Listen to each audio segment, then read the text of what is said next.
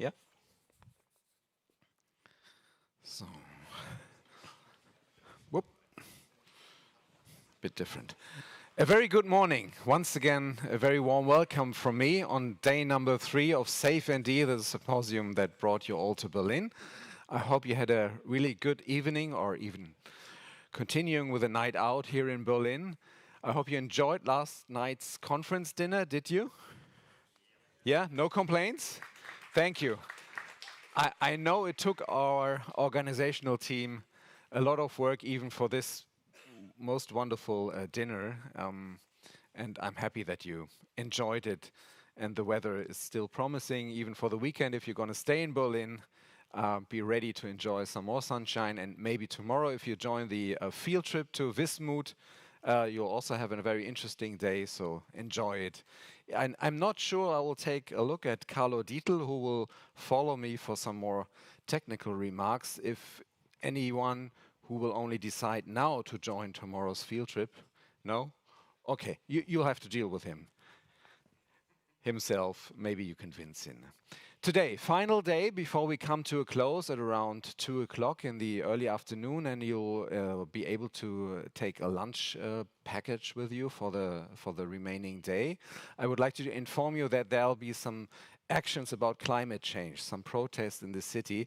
I will not make you any worry or produce any worries, but if you have to go to the airport or continue to the train station, just check maybe the timetables or the news on your mobile phone. There might be some actions that will interfere with your transit. So just take care and make sure you'll have a safe way home after this closing here. I would like to inform you as well that the videos we have been shooting from the live stream will hopefully be published any time later, because we had some technical interference with YouTube. It's not that easy to talk to YouTube, in fact. Maybe you have some experience with that as well. But we hope to publish them sometime later, and we'll let you know. Good. It's time for our first keynote. But before, I've already promised Carlo Dietl it will only take some very few minutes before I will call on stage Dr. Nadezhda Gotcheva. Carlo Dietl first with some technical remarks. Thank you. Maybe this one. I don't know. Okay, yeah, it seems to work. Okay, good morning, everybody.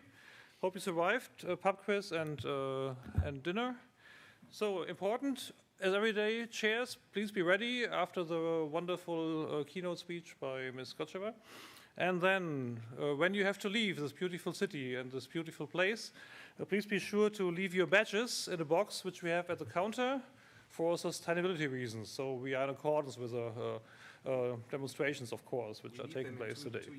We need them in 2 years as well, of course. So either you can bring them in 2 years or you leave them here. And then, most importantly, for the participants in the field trip, those who did not make their trip by Deutsche Bahn ready to Ronneburg, please do so. And we meet tomorrow morning, 6 o'clock sharp, or a little earlier, so the train leaves 6 o'clock, Berlin main station, track 2. I just confirmed that. And there's a high demand for this train, so probably the entire group has already booked. So for those who come by car, we meet in Ronneburg, either at the train station at 9-ish, or directly at the mining museum, which is also in the Bahnhofstraße, so in the train station road, literally, at 9:30 the latest. Okay, so looking forward to this wonderful day and to the field trip tomorrow. In case you have questions, you'll find me probably. Okay, thanks.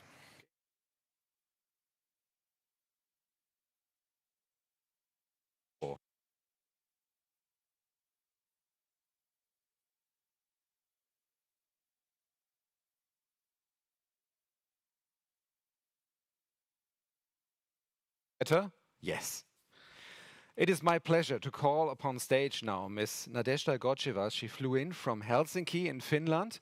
She's working for the Technical Research Center of Finland called VTT.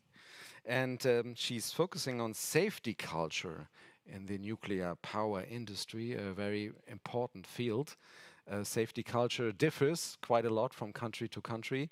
There are different perceptions, and how important it is. We learn from lessons like from Fukushima and from other studies from around the world. And she will be speaking to us in her keynote title on, I'd like to refer to the official title, it's the End of Life and Future Readiness for Safety and Sustainability in Nuclear Waste Management. Currently, she's a research team leader at VTT in the field of safety in complex socio-technical systems. Thanks a lot for coming all the way from the north. Now you're in Berlin and we're ready and eager to listen to your keynote. Voila. Thank you. This, you've got even two. Yes. Thank you very much. Good morning, everyone. Thanks again for the nice introduction and for inviting me to this great symposium.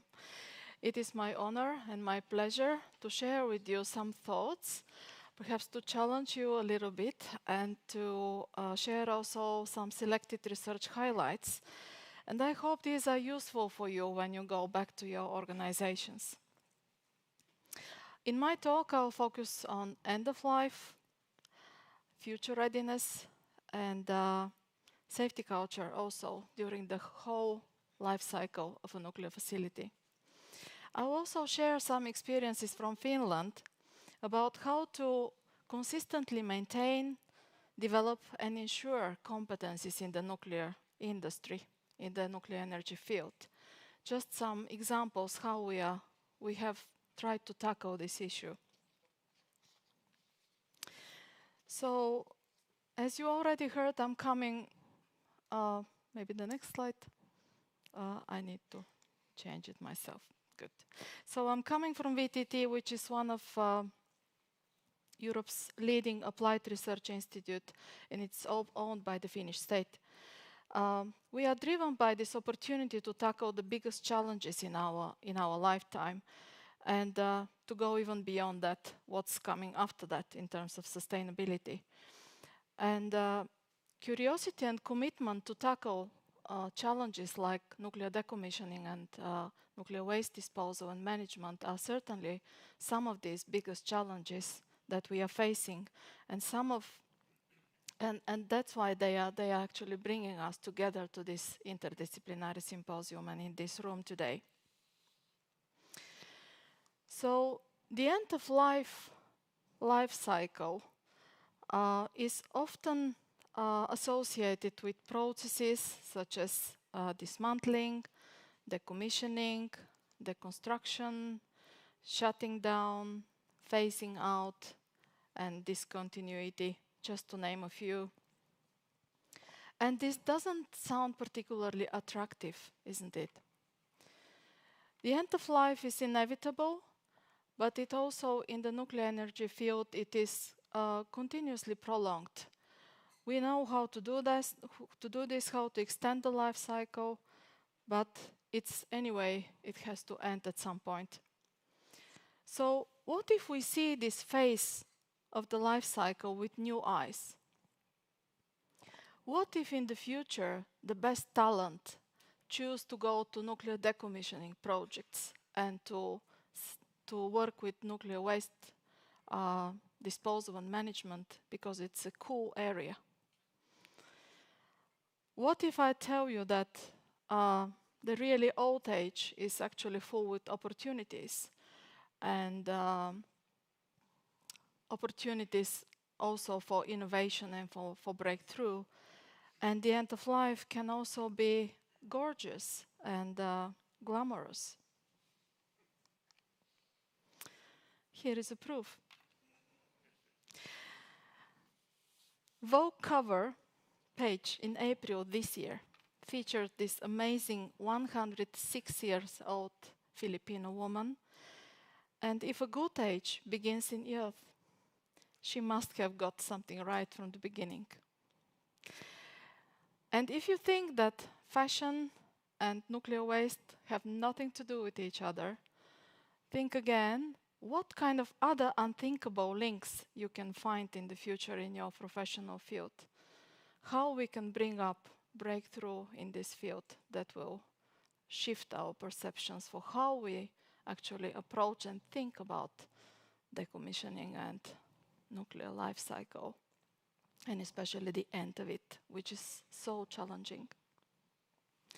And if we take a little more time traveling, how do you plan in advance 60 years ahead of decommissioning? How do we design for decommissioning and nuclear waste management in mind? Or how was this future of nuclear power seen 20 years ago? Probably some of you are familiar with this MIT study. It was published exactly 20 years ago, 2003. So it was a comprehensive study, and it was interdisciplinary, which really nicely fits with the topic of our symposium. The study provided insights in 4 main areas related to cost, safety, long-term management of waste, and also security risks related to proliferation. I looked specifically at the safety culture aspects in the report, how they refer to those. And it was stated that it is still open question whether the average performance in the industry have yet incorporated an effective safety culture into their conduct of business. Let's look at this a little bit closer, the concepts that we are using when we talk about safety culture. We have 2 key concepts, culture and safety, and let's look at them a bit closer so that we are all at the same page.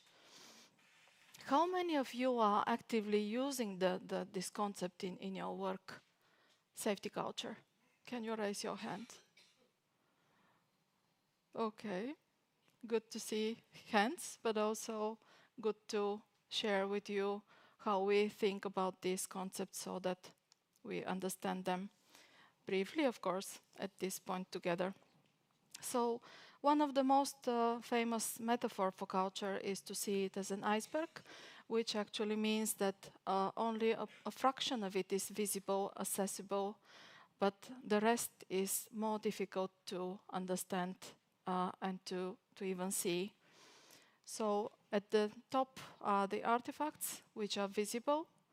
And some examples are the technology that is used, behavior, organizational structures, design, documents, procedures, housekeeping. However, artifacts are difficult to decipher, to interpret. What does this mean if you observe certain ways of doing in the organization? You need to understand more about the next level than the exposed values. They are visible, somewhat visible, but still accessible. These are the norms, beliefs, and shared attitudes. But what's really interesting and what's really most powerful in the concept of culture are the basic assumptions. The taken for granted, unconscious, difficult to assess conceptions about human nature and reality. So from this we can see that organizational culture is a multi-level phenomena which affects and is affected by various tangible and non-tangible factors. And it does not only affect things that we pay attention to, but it also defines things that we do not pay attention to. And by this, it has the tendency to create blind spots.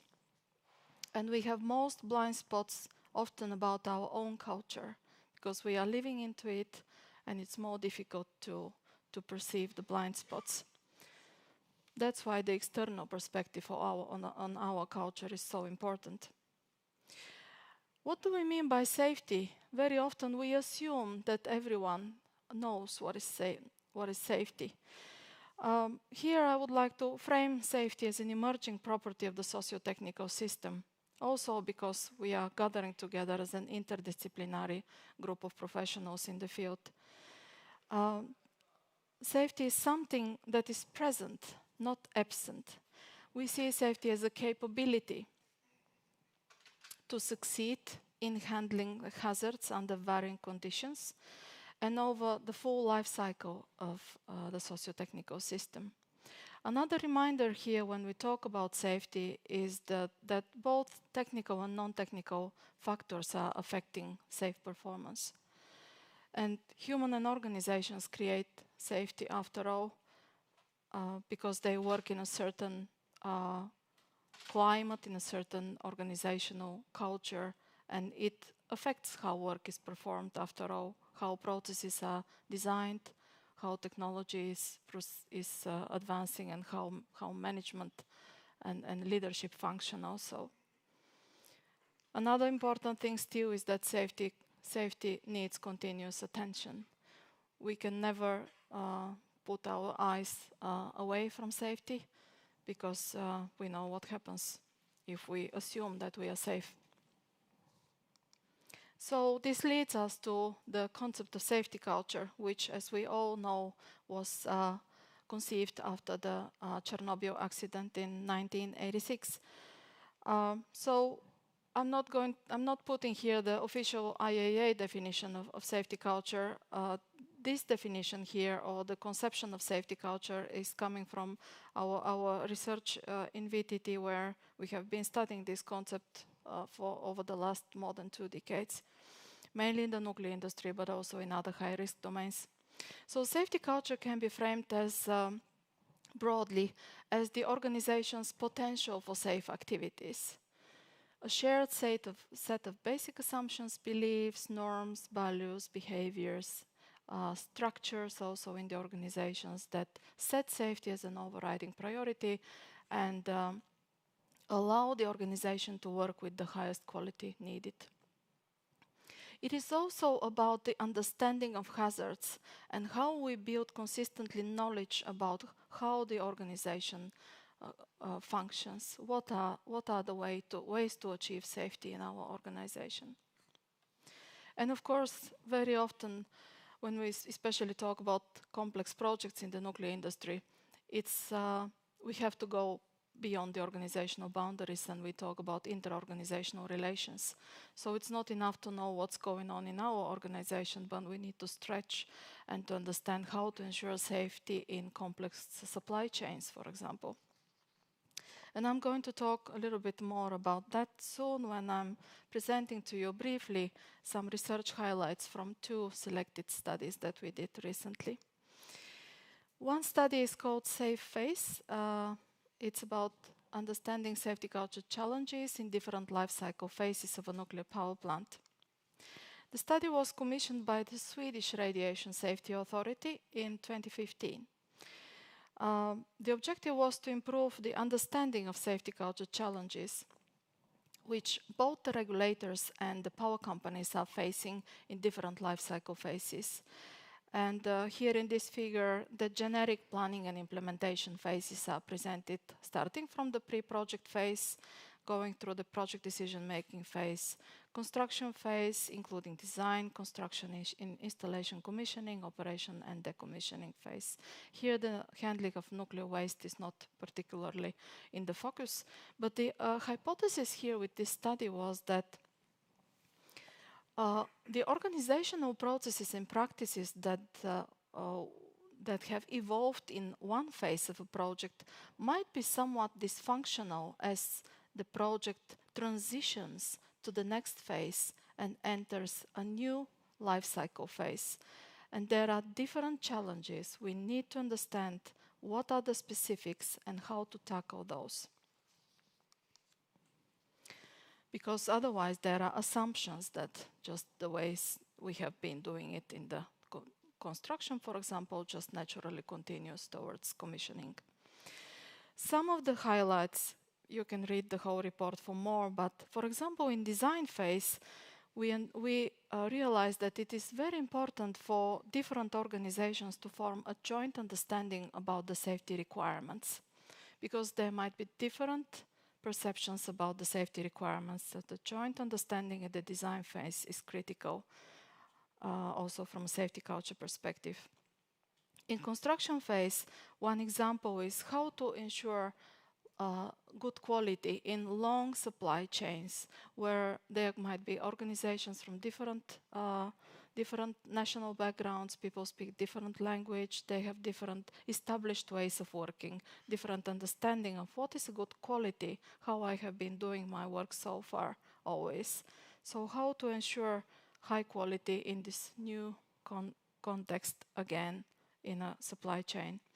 In commissioning phase, the schedule pressure tend to intensify, and this is also why it's very important to have the clarity of roles and responsibilities and to continue maintaining the good information exchange between organizations.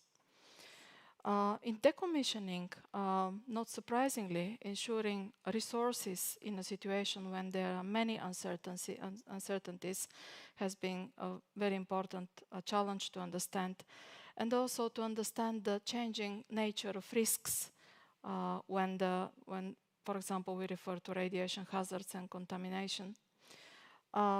So how to manage a good safety culture after defueling is also a very interesting challenge, because there are many important things to consider even though there is no fuel in the plant. So overall we concluded that many of the challenges are actually inter-organizational. So we had to step beyond our common thinking about culture in an organization and how the culture in a project actually can diffuse from different organizations and develop. In terms of impact, identification of these different life cycle phases and challenges in them support the organizational mindfulness to new risks, both for the regulator and for understanding these social, organizational, cultural phenomena, how they interact with each other. And another finding was that the normative ideal model of a good safety culture is applicable in all life cycle phases, and still the means to support a good safety culture may vary. And there is a lot of possibilities there to make it meaningful.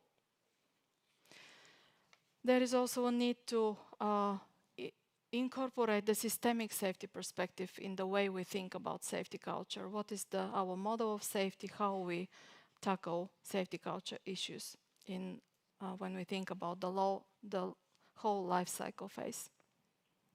The other study was about safety culture assessment in decommissioning.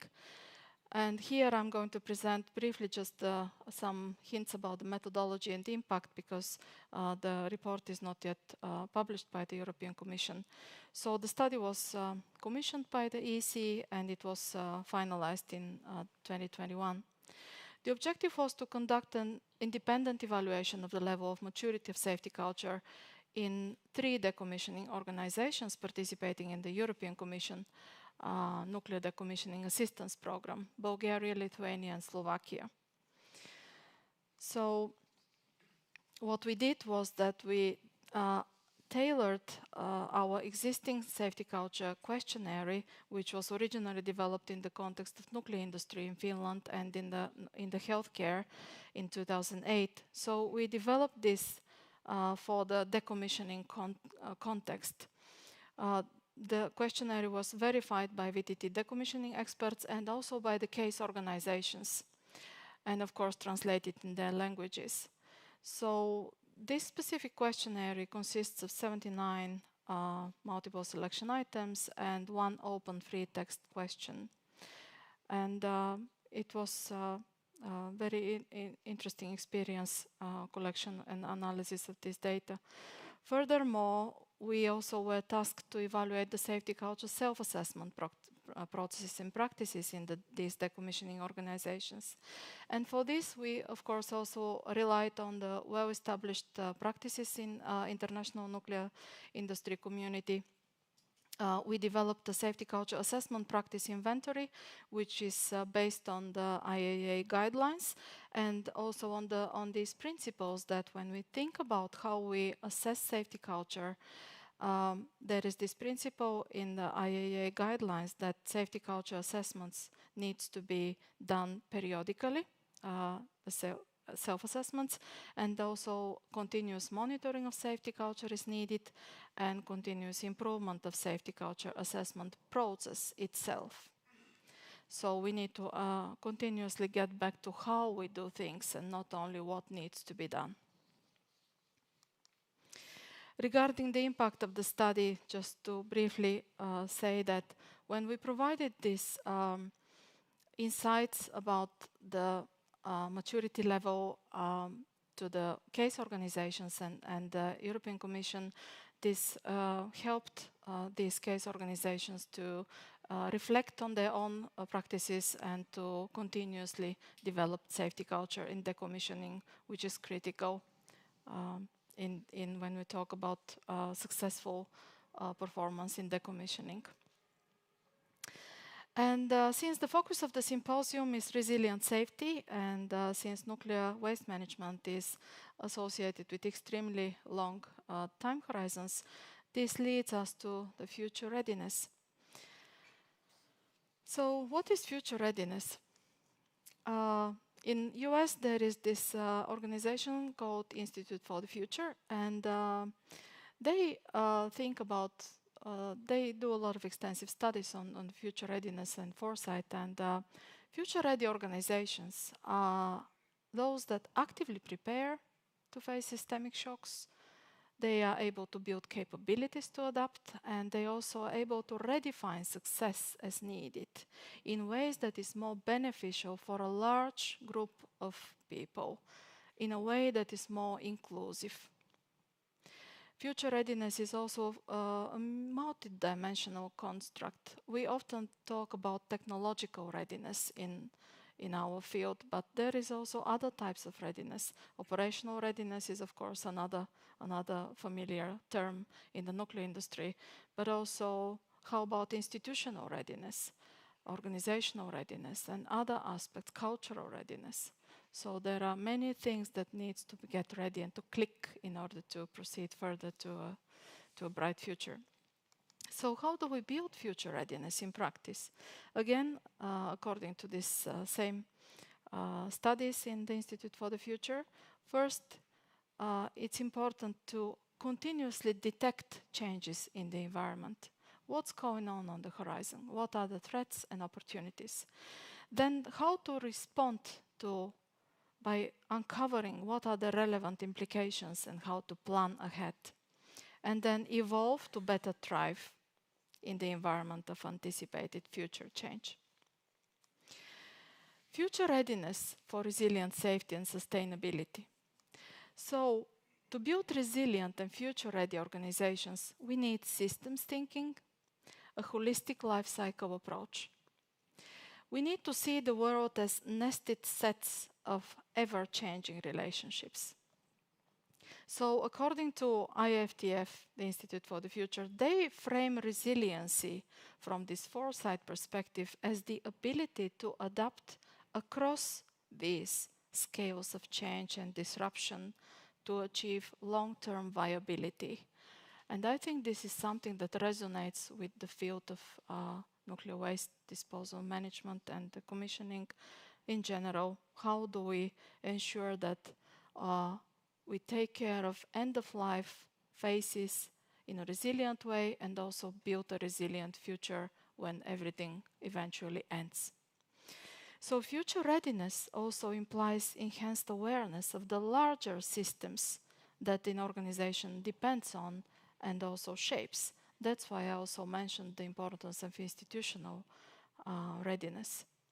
So this includes also awareness about the responsibility of current decisions on the future generations.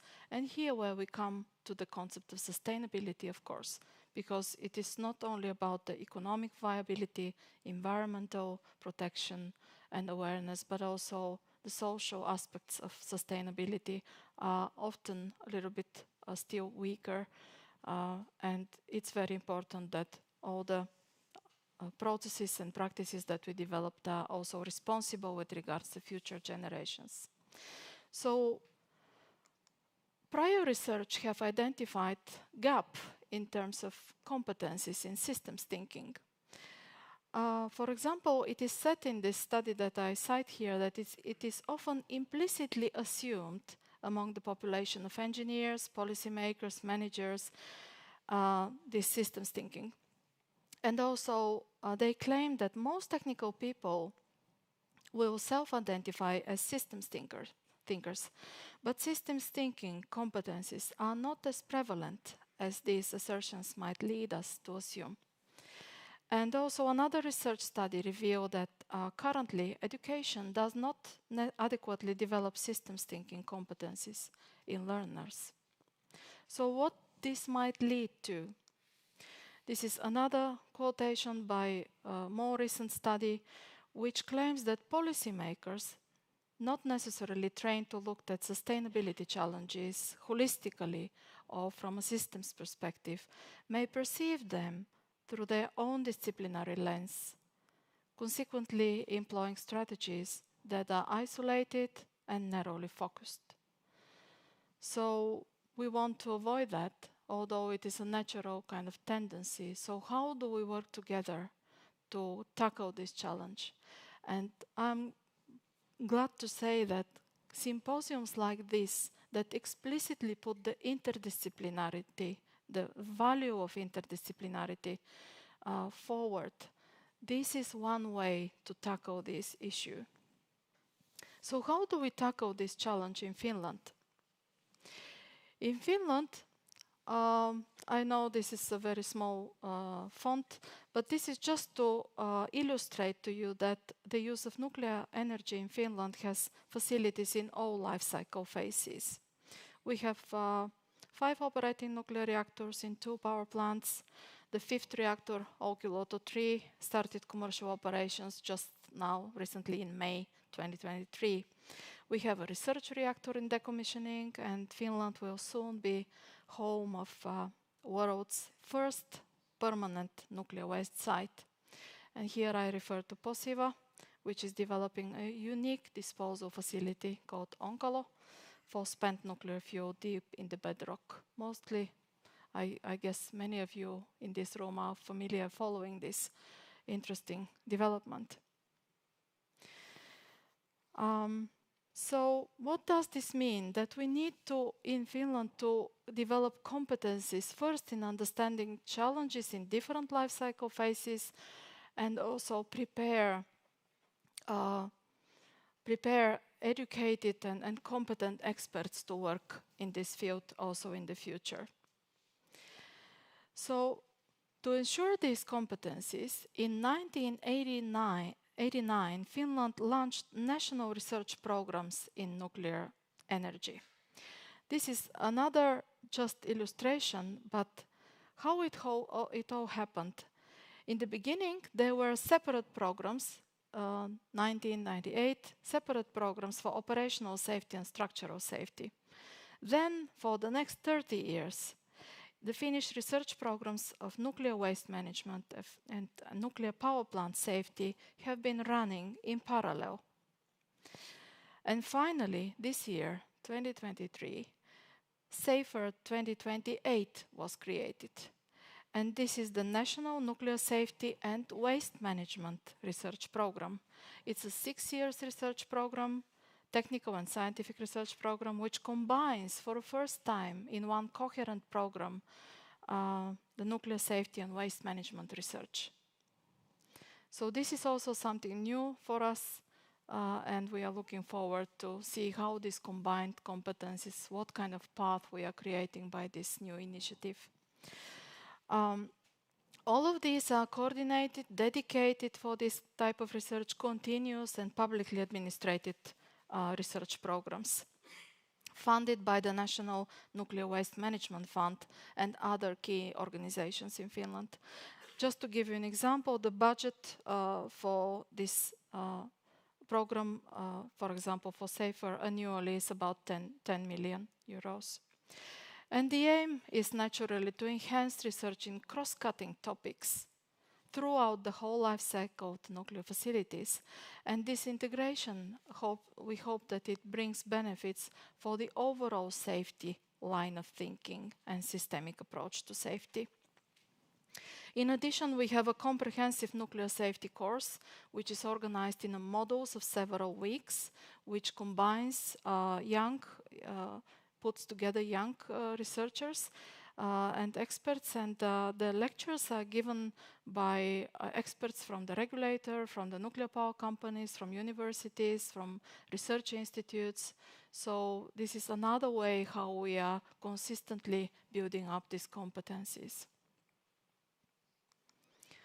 So, to close my presentation, one of the key messages in my talk today was that to ensure a safe and sustainable future for the nuclear industry domain and nuclear waste management, we need to maintain and develop a good safety culture.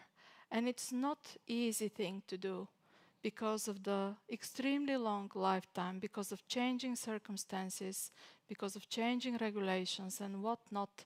So living with all these changes and developing all the time, paying attention to how good is our good safety culture, how it guides our activities and how to ensure consistently safe performance, it has been a challenge. You probably noticed, however, that the title of my talk does not contain the word safety culture. This is because no matter how you call it, what is essential is invisible to the eye. I leave you with this quote by Antoine de Saint-Exupéry and some references here, so thank you very much for your attention.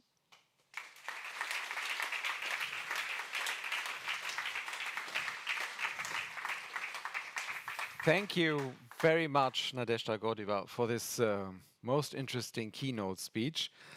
Talking of interdisciplinarity, I've seen many beautifully designed slides during the last 3 days, but I haven't seen a Vogue cover. So, surprise. Brilliant idea. Thank you for introducing this new perspective.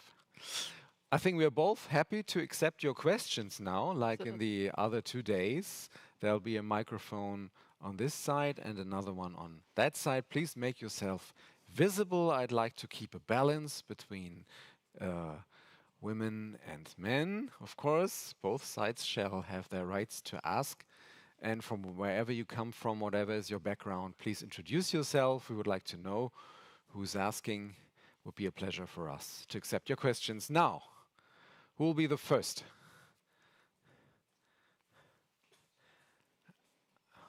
Christoph Wunsmann from BASE, please.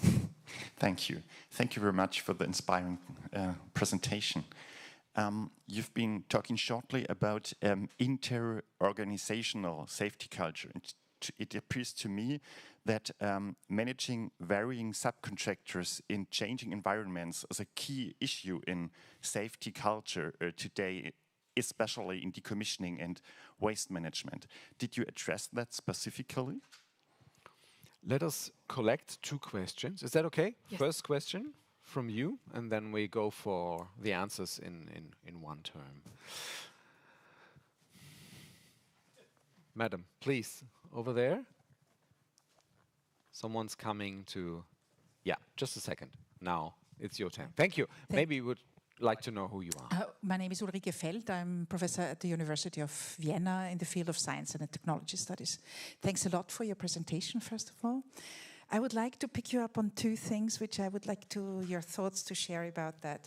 First of all, your analogy that you brought in the beginning to express your passion about caring for the end of life in a way by using this Vogue cover. Now, I find this not unproblematic, to be very honest, because this picture is not about the end of life. I took my students about a year ago into our central cemetery in Vienna to look at what technologies have we put in place to the end of life. And at one point in time, my students were quite shocked because the guy said, actually, human bodies are chemical waste. Because we live very long, we treat our body with all kinds of chemicals, and actually, if we take it seriously from an environmental point of view, this is waste. Now, what is then the end of life? And this picture is so beautiful and attractive that I find it a bit problematic to take it as an analogy for the nuclear. And over the 2 days, I heard a lot about end of something, but the nuclear, there has no end.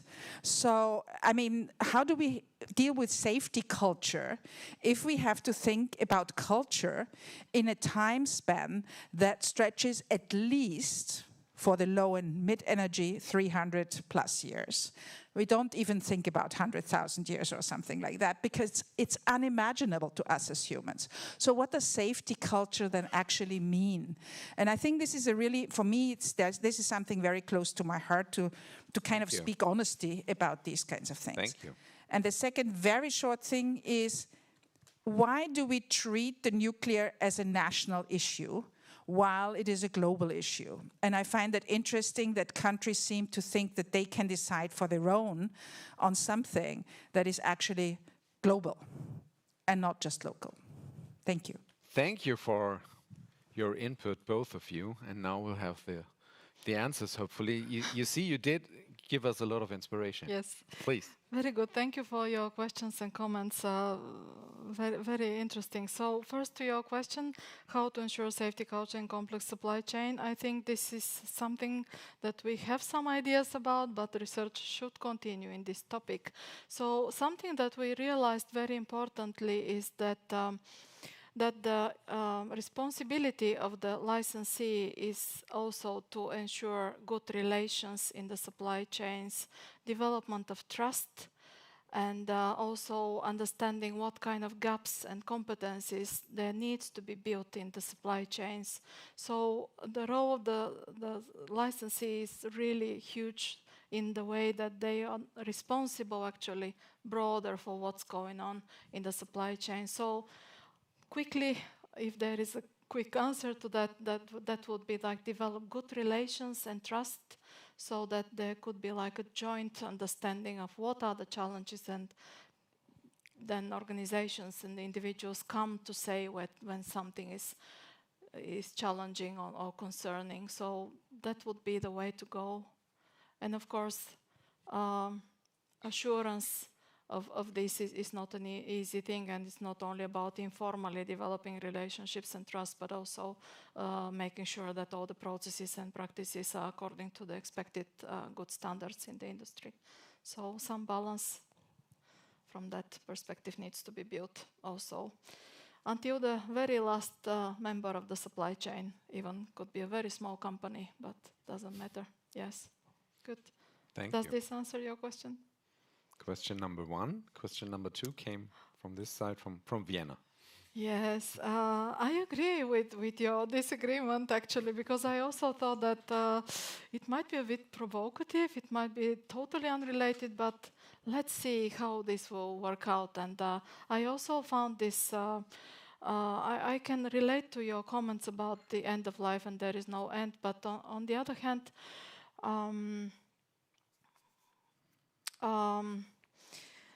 this time frame is something that is unthinkable for us, but we have responsibility to make sure that we have built good safety culture and we have preserved the knowledge that is needed in our time frame to do everything what is within our power, within our time frame, and then to make sure that this is transitioned to the next generations. Probably this is some way to go in this kind of unimaginable long time frames in the nuclear industry. And regarding the global and national nuclear industry focus, that's true. Nuclear is one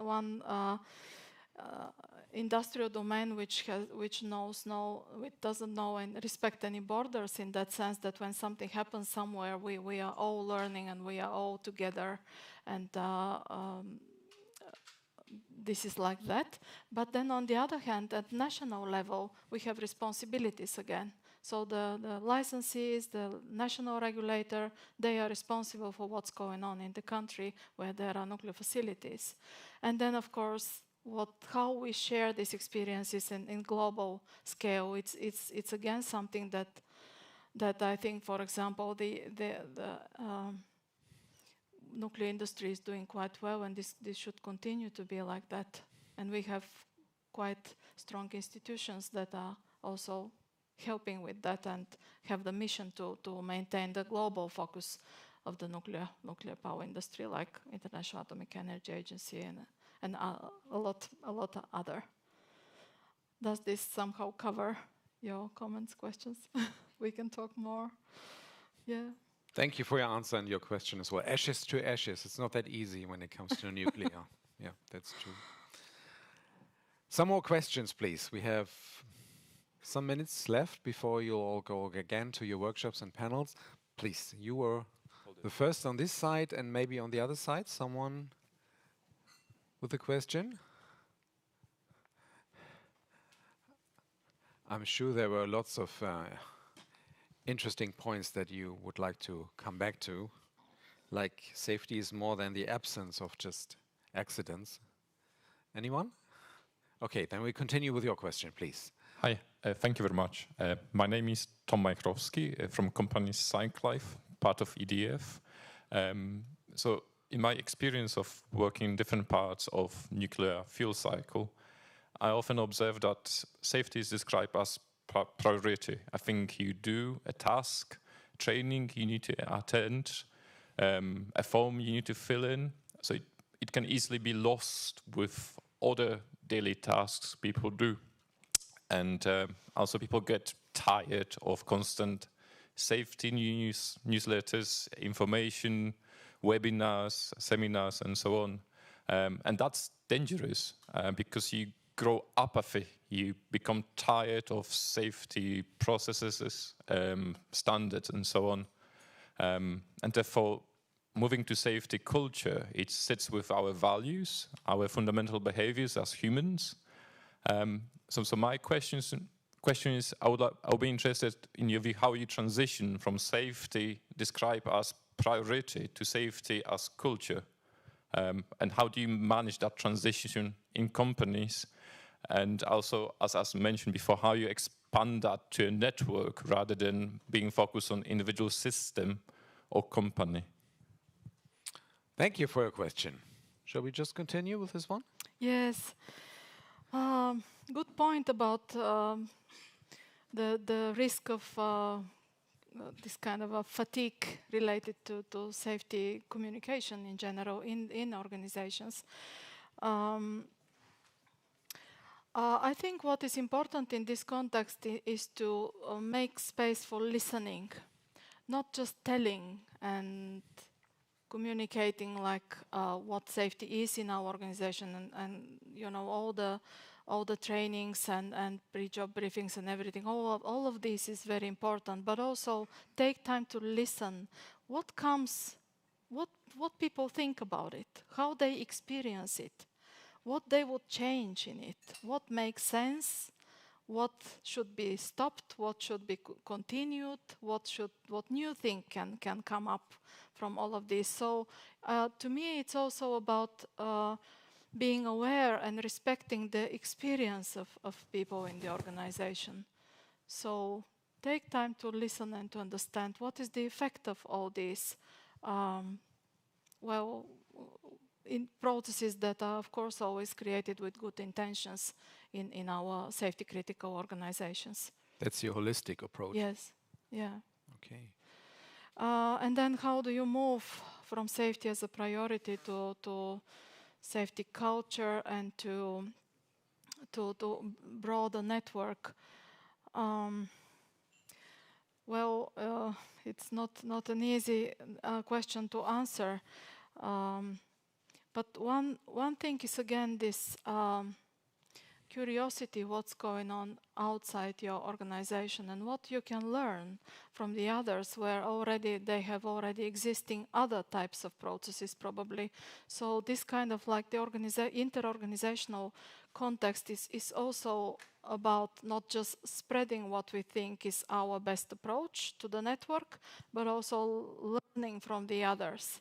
Because there might be something in a small organization than in the supply chain that is doing something really, really good, but we can't see it really because it's just a small player in the organization. So it's again about our assumptions. So trying to make again to your question about the link is like try to make our assumptions visible.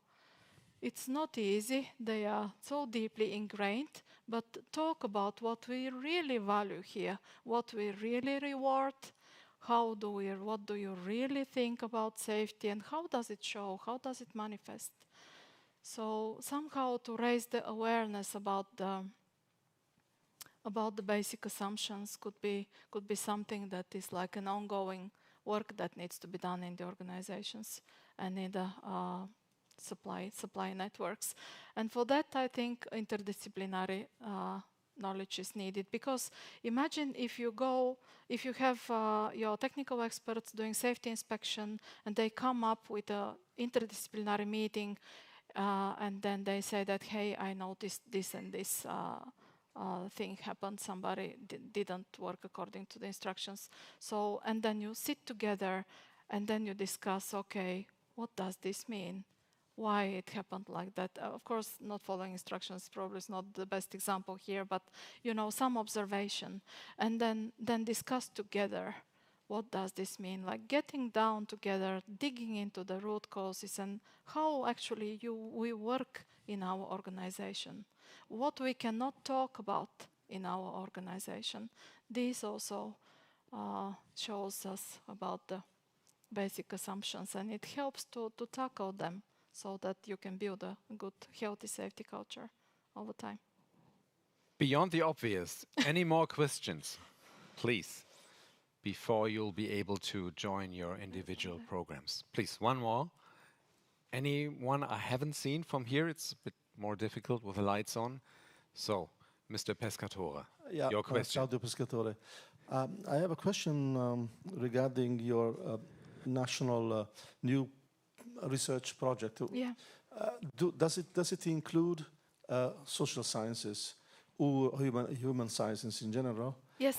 And secondly, I have a sense from your responses, from the way you present, that safety, you look at safety, even if it is in waste management, in a operational type of thing. We are operating a facility, so we have to be safe. But does your work also look at long-term safety? That is, for instance, how do we look for the safety of after we've decommissioned the facility, so the environmental aspects of it, or after we have closed the facility, like a nuclear waste repositories, and what do we do for the long term? Is safety so beyond the operational part, also part of the concept of safety? Mm-hmm. Thank you. That was the final question, I assume, and now your answer, please. You are raising very good points. Directly to your first question, yes, it includes safety, social sciences, human organizational factors, also societal engagement issues and social license to operate. These kind of aspects are part of this program. Yes, so we work together with our technical experts to do research in this field. Then your observation is again very correct, because my own experience is more in the operational phase. We have been working a lot with new builds in Finland recently because of the Olkiluoto 3 and because of the Fennovoima's Hanhikivi project, which has been stopped because of the a number of factors. International situation. So that's why we were focused on these new builds and, you know, operational phases, but also we focused in our research in major refurbishments and major changes in the existing plants. But we also have this Onkalo and Posiva now. So in Finland, understanding how to ensure safety long term, we are talking a lot about overall safety and sustainability, responsibility, these kind of issues. This is a very, I would say that these are new areas for research for all of us also in the future. And to what extent safety is part of it, I would say the question is quite important, and of course it is part of it. But it gets more into the questions related to how safety is then interrelated to how we think about sustainability of our solutions for long-term waste and disposal and management and so on. So many challenges to solve in the future, and that's why I challenged you in the beginning a little bit, like, what if the best talent go to tackle this challenge? How to attract young people into this field is one of those challenges still. You started your keynote with a Vogue cover, you closed it with a quote from The Little Prince, and in between you gave us a lot of very interesting perspectives and inspirations. Thank you very much, Nadezhda Gotcheva from Finland. Have a safe way home, and before, enjoy the rest of our program. Thank you very much. Thank you very much.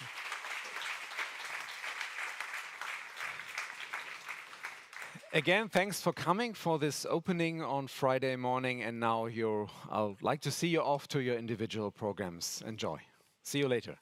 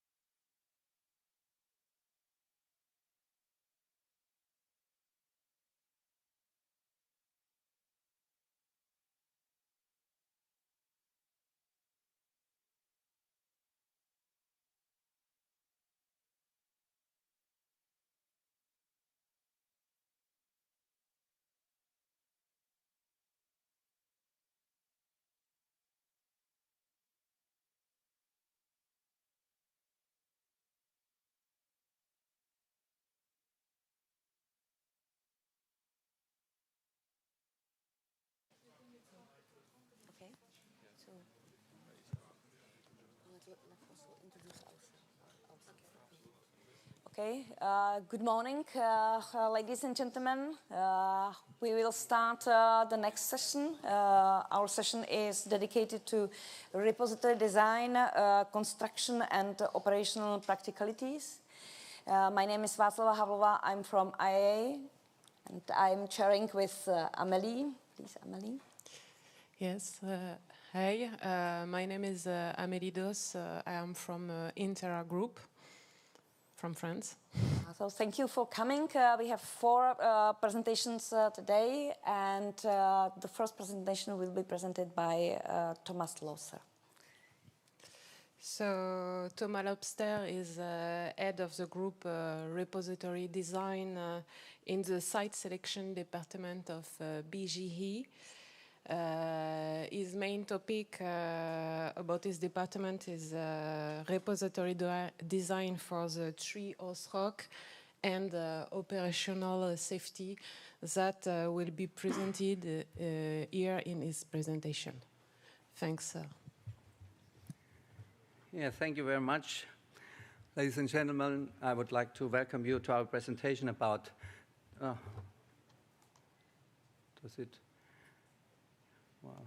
me see. I would like to welcome you to our presentation about demonstrating the possibility of safe operation in the first phase of the site selection procedure in Germany. The presentation consists of 3 parts. First, I will give you a brief introduction to the regulatory framework. After that, I will talk about our methodology within the RVSU.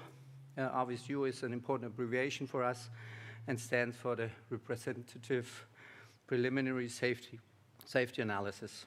I will end with a brief summary.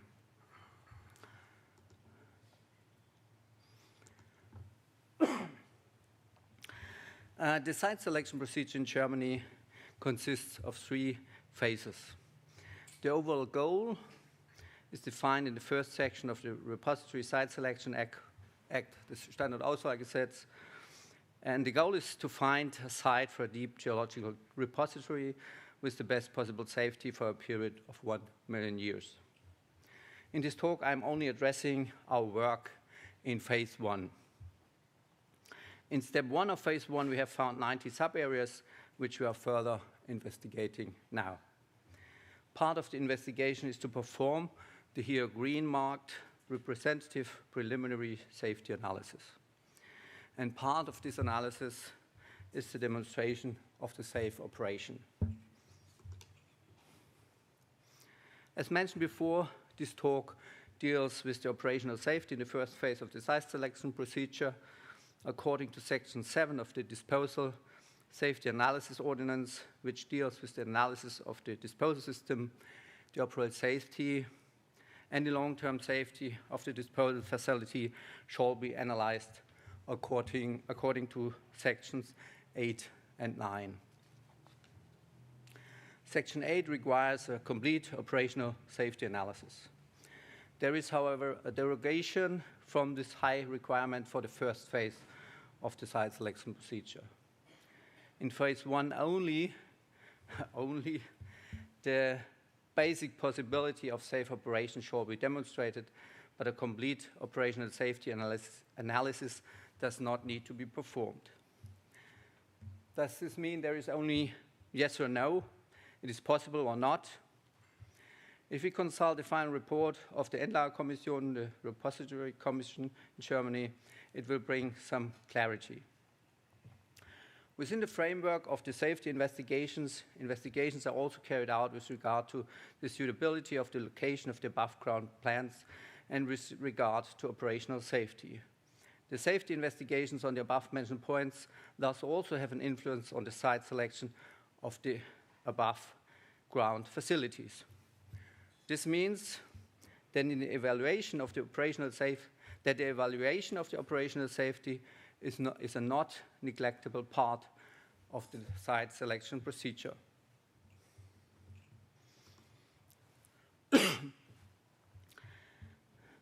In the different steps of the procedure, there are different levels of detail in the investigation of the operational safety.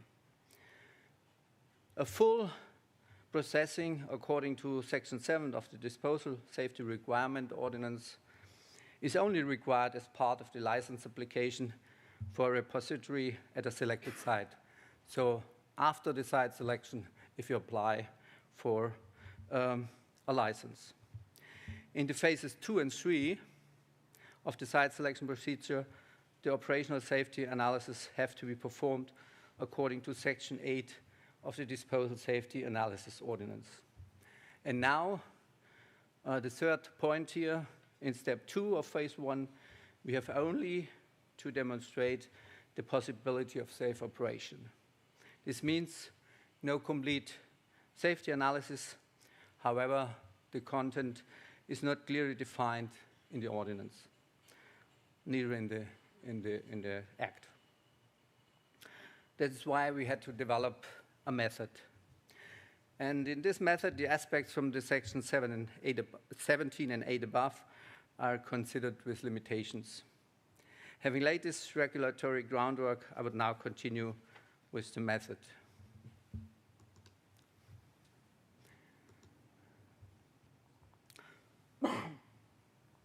The method consists of 2 different steps. There is a site-independent consideration, which is here shown above the dashed line, and a local consideration within the investigation area, below the dashed line. The work above the dashed line is the basis for the work below the dashed line. Now I'd like to go quickly through all the points and subsequently explain them in more detail. We start with the requirements, and from requirements we will have a preliminary design of the disposal facility. We define internal and external event, safe, it's hard to see, specified normal operation, accidents, general specific actions, consequences, and actions. And from all this, I will go into more detail later, we have a general catalog.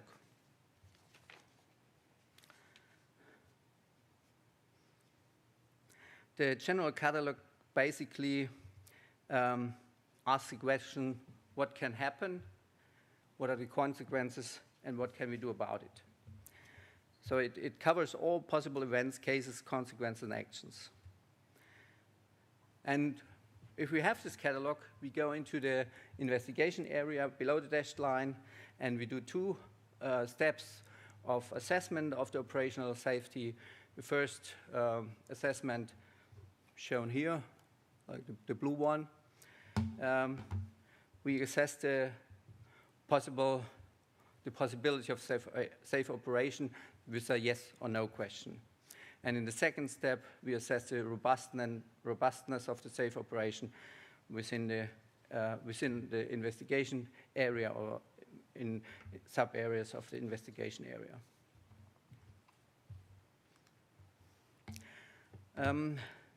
The requirements consist, for example, from or are derived from laws and regulations, safety concepts, long-term safety, and also requirements from non-radiological aspects like work safety, mining law, etc., according to the level of detail we now have in phase 1. So it's more detailed in phase 2 and phase 3.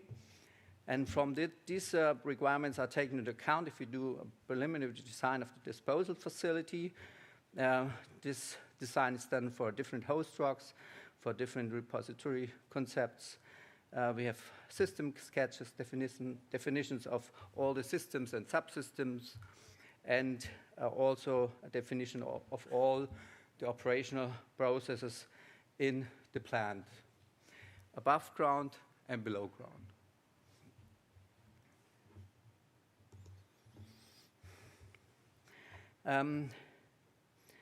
Then we define, if we have the disposal facility, we get a collection of internal and external events, EFIs and EFAs.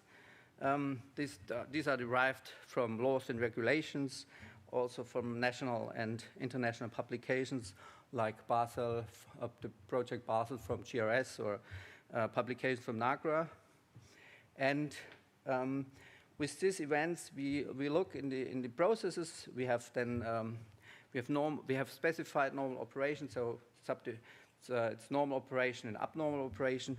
We have accidents, and from that we define general specifications actions, consequences and actions, and then all this work leads to, or is contained in the general catalog. So the general catalog is site independent. It's for all host drugs and for all repository concepts, and it covers all events, process, operational modes, accidents, consequences, and actions, measures to be taken to deal with these accidents or with these incidents. What are, for example, internal and external events? These are, for example, failure of internal events could be failure of technical equipment, release of radiation substances, explosion, internal explosion, etc. It's 35 plus, something like that. Internal events we have identified, and external events would be like external power supply failure, lightning strike, flooding. It's something 15 plus external events we have identified.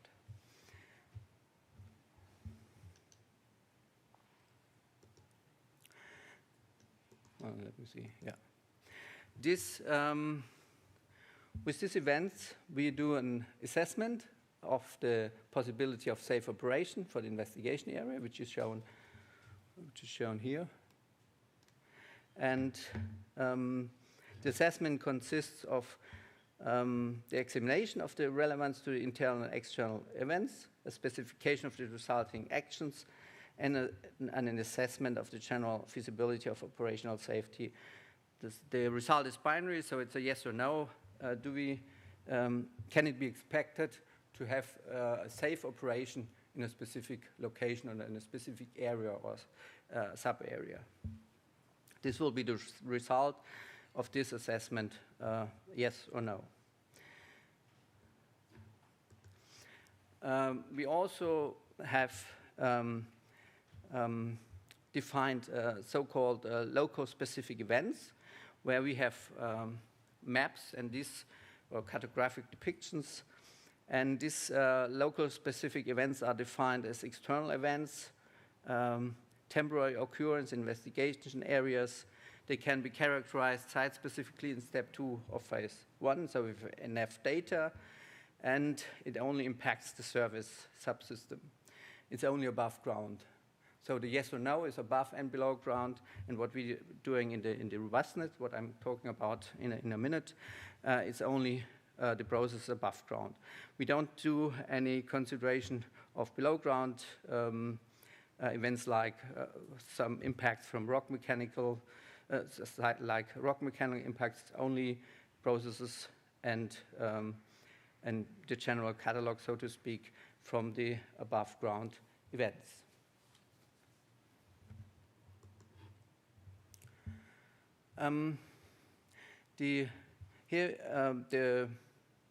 Some external events are shown, and the green marked local specific events are also highlighted. These are like lightning strikes, exposure to hazardous substances, earthquakes, explosive pressure wave, external fire, aircraft crash, accidental aircraft crash, flooding, landslide, wind load, snow load, and sinkhole. These are all the local specific events we are evaluating in the robustness, in the assessment of the robustness.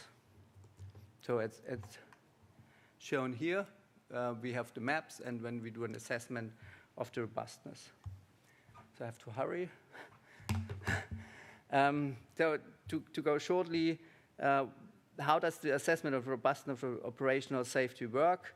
I will skip the first 2 points and go to the third. We have a we have maps of the site-specific events as a basis.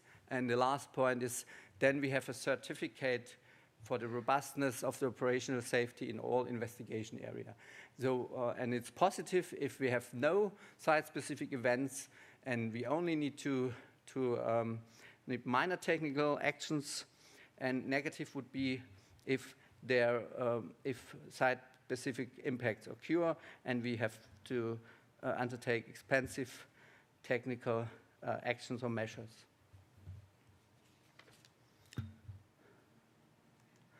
So I come to the summary of the talk.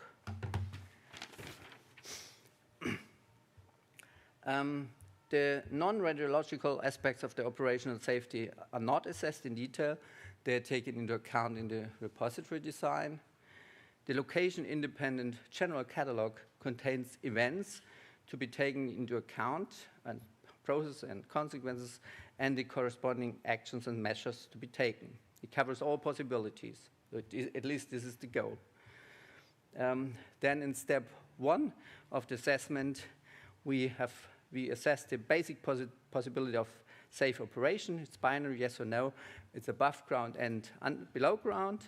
And after that, we do an assessment of the robustness of the operational safety. There we have spatial differentiation, so there could be areas which are better and areas which are worse. And it's only processes on the surface, only above ground processes. Thank you very much for your attention.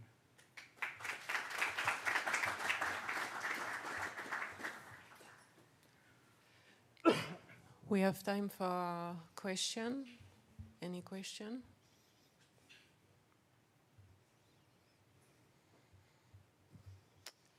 Then I think I have one. You came quite fast on this slide, but why there is 2 steps in the assessment for safety phase?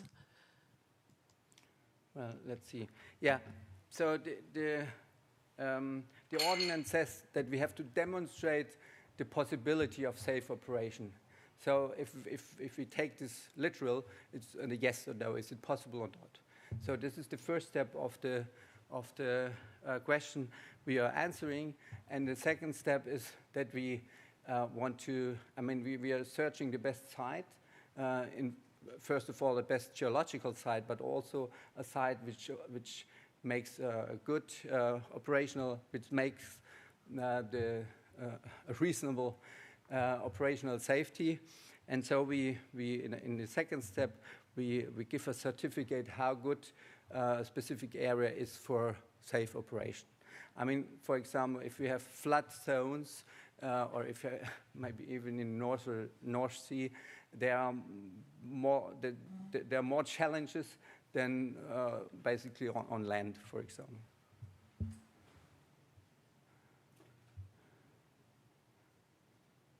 Other one? Okay. Thanks for your presentation. Thank you.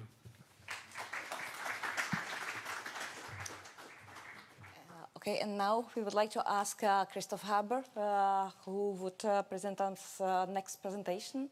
Christoph gained his PhD in experimental geomechanics in Durham University, and he worked at several positions in Italy and University College in London, and now he joined Galson Sciences as a consultant. So please, floor is yours. Hi, yeah, thanks for coming today. So I'm here to present our work that we've performed to look at FEP analysis in the context of operational monitoring of deep geological repositories. And this is work that's been carried out as part of MODATS, which is a European project as part of EURAD. So I'm presenting on behalf of our partners from Nuclear Waste Surfaces in the UK, SKB in Sweden, and ANDRA. So this is a collaborative piece of work. So to give you an overview of the presentation, I'm going to briefly give you a bit of background as to why we're doing this analysis, why we need to monitor, and also provide an introduction to the catalogue, and outline the steps that we've used to develop this catalogue, and then go into the details of what this catalogue involves, and particularly thinking about how we've defined this, because we've had to do this in a generic manner because we're doing this for the benefit of all waste management organisations, and then I'll try and leave you with some conclusions. So to start with the kind of motivation for why we might monitor. So in 2001, the IAEA published TechDoc 1208, which identifies that monitoring is the continuous or periodic observations and measurements of engineering, environmental or radiological parameters. And these are really to help try and strengthen understanding of how the repository is behaving, and it can also help to inform management decisions. So if you're closing a repository in a stepwise manner, you want to understand, is it performing as you expect? And it also, there's quite a strong element of public stakeholder confidence. So if we can demonstrate to public stakeholders that we're monitoring and things are behaving as expected, then that can maybe give them confidence. But another aspect that this document identified is that monitoring itself should not compromise the safety of your multi-barrier system. So just to give a bit of background to MODATS and this kind of research that's been ongoing under EURAD, or the European Commission funding.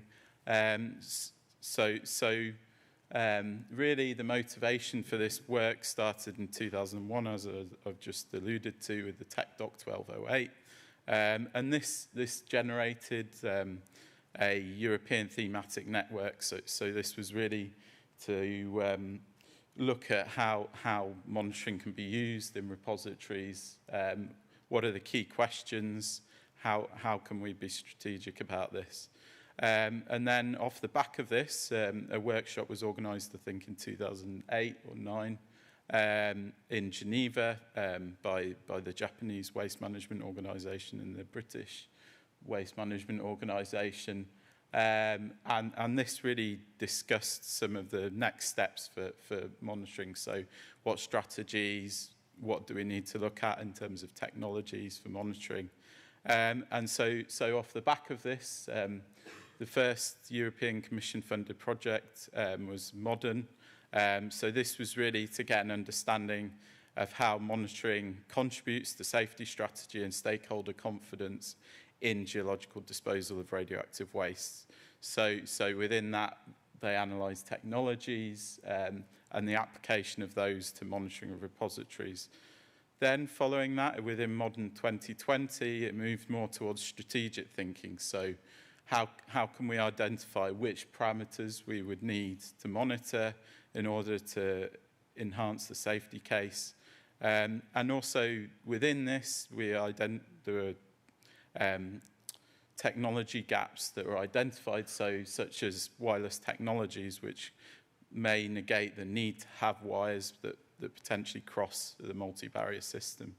And then within this, so finally, in the current period, we're now within the MODATS project. And this is really to kind of consolidate those two previous projects and think about how we can demonstrate confidence in monitoring data. So one of the aspects of that would be that, you know, we want to be confident that by installing monitoring equipment, we're not undermining the passive safety of our multi-barrier system. And this is really the motivation for our FEP analysis here. We want to demonstrate that monitoring is safe and safe to do so. So if we think about our underground research laboratory experiments, noting that this is probably over-instrumented for what would be a typical repository scenario, we see that we have a wide range of sensors and cables and components here that that maybe traverse aspects of the multi-barrier system. So you see here you've got a bentonite block with some cables running up, and also up here you've got some potentiometers that are used to measure the displacement of the simulated canister. And so we've kind of done this anecdotally, but this kind of process of analysing the safety has not been done in a formal manner. And so to address this, we're performing some FEP analysis. So the kind of scope of this work is to identify the features, events, and processes through which monitoring systems could impact the behaviour of the multi-barrier system.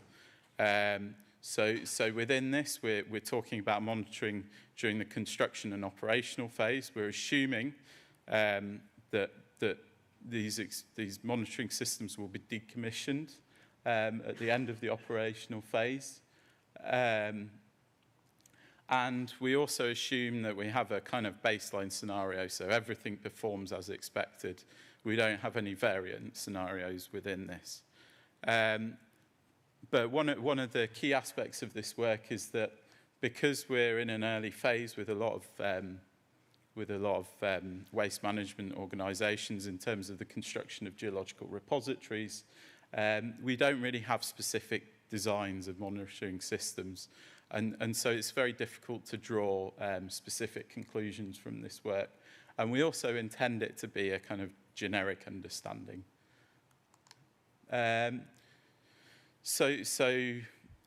Now thinking more specifically about how we want to use this FEP catalogue and who's it for. Well, the idea is that we have a kind of similar usage to the IFEP catalogue. So this is the NAEA IFEP catalogue, which is used as a starting point by many, or may be used as a starting point by many different waste management organisations.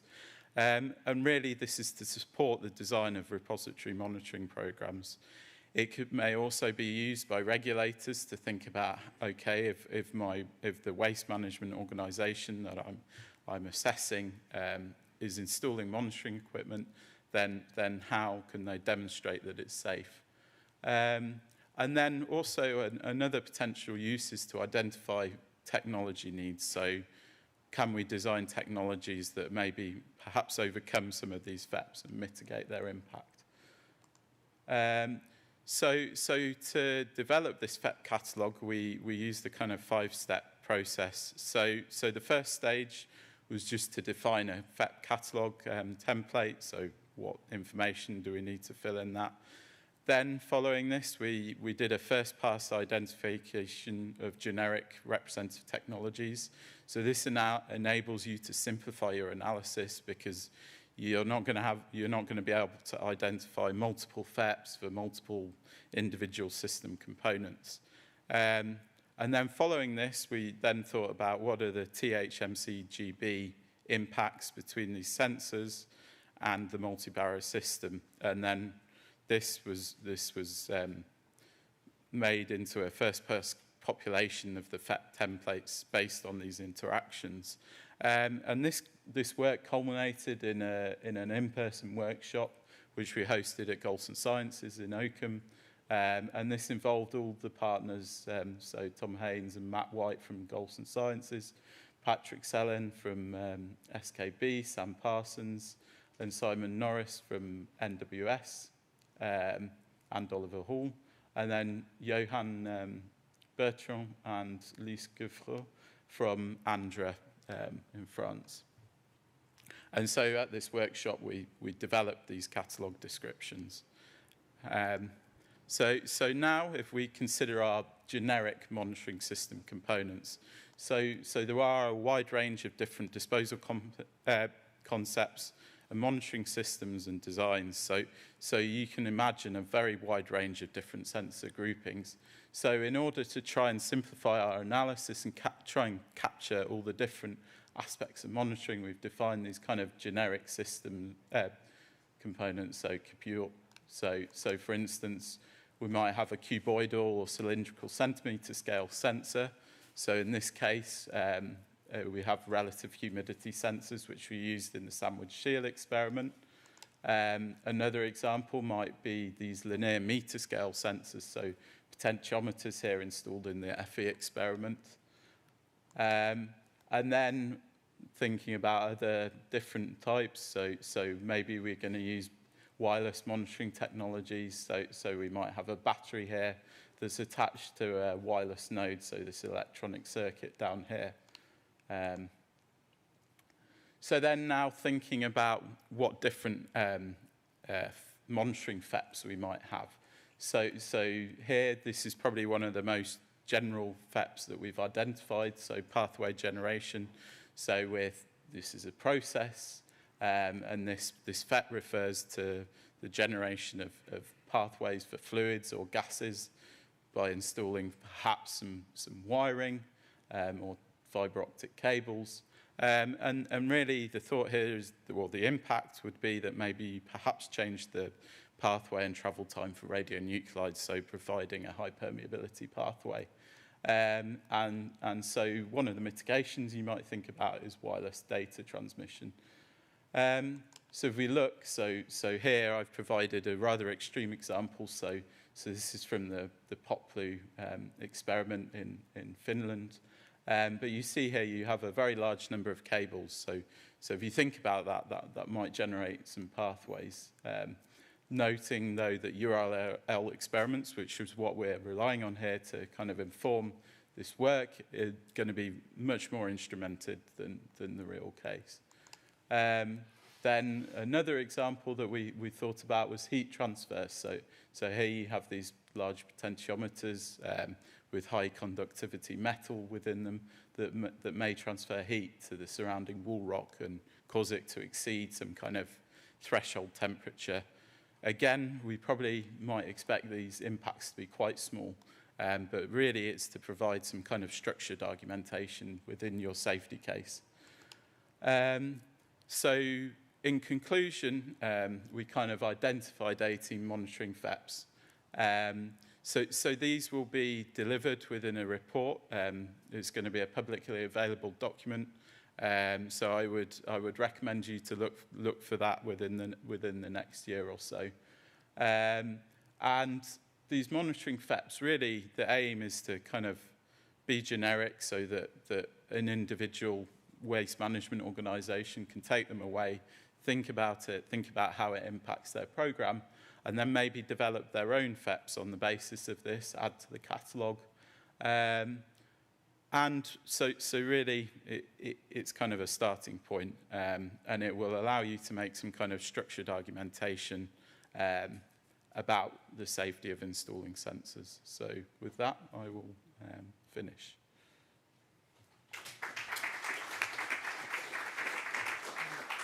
Thank you. You're perfect in time.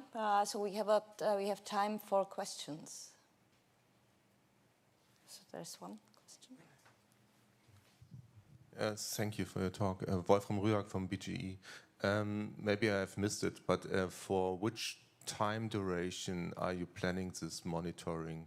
So this would be operational phase monitoring. So talking about when you're developing the repository, and then maybe you've installed some of your cells with waste.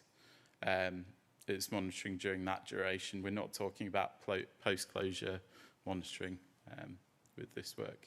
So, but it's, so if you, for instance... Some centuries or something like that. Yeah, it's kind of a short time scale.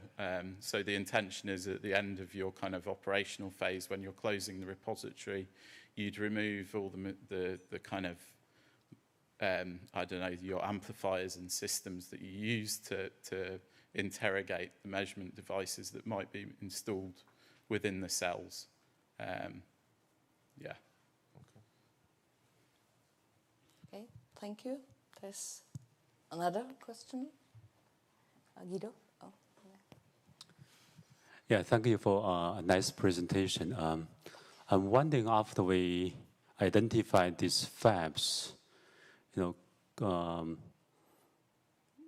would the next step will be to identify, which parameters we're going to monitor? For example, are we going to monitor, seismicity, or relative humidity, is this work going to lead to pretty specific, parameter going to monitor in the operation phase? No, this is really focusing on thinking about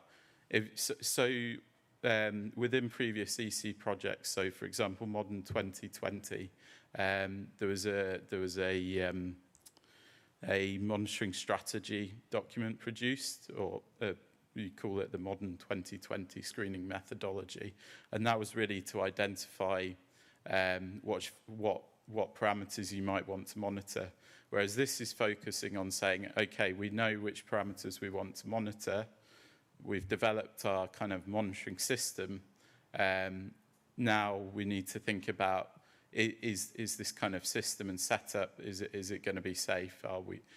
We're not going to generate any features, events, or processes that compromise the safety case.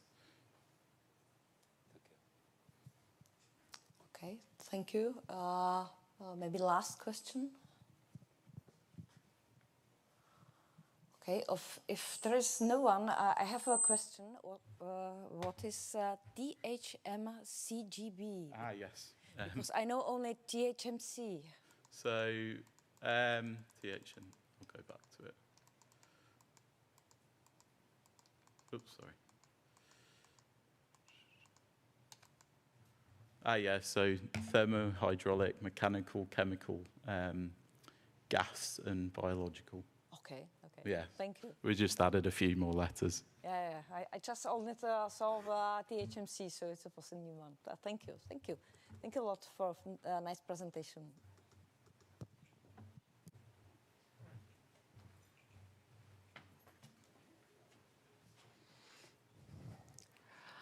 Our next talk will be presented by L.Zheng. He is scientist at Berkeley Laboratory in US. In particular, he is at the head of Nuclear Energy and Waste Program at Energy Geoscience Division. His research interests are centered on numerical modeling of non-isothermal multiple flow and reactive transport in porous media. And his research work is mainly related to coupled thermal, hydrogeological, mechanical, and chemical process modeling for radioactive waste repository. And he will present us an experiment about bentonite in the context of this last point.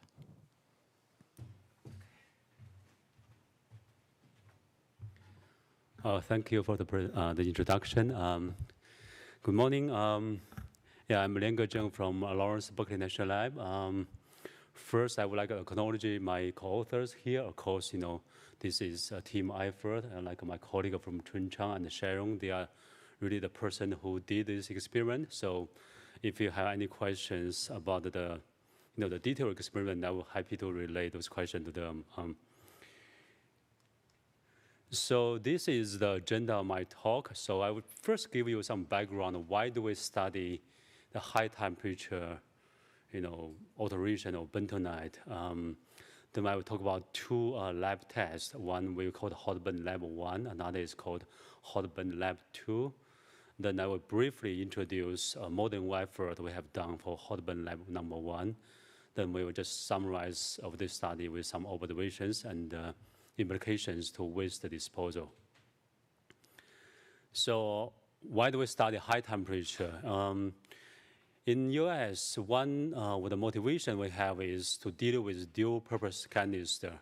This is a concept that has been brought up, in last, I would say, 7 or 8 years in the United States, just to avoid, repacking the large canister from, either the surface storage and the disposal of those large canisters directly, which you will end up with much higher, heat emitting capacity. So basically, it leads to much, higher temperature in the surrounding environment. And, if we simplify the entire system, there's a, if we simplify the system, there's a close correlation between your surface storage time and the number of assembly that you can use.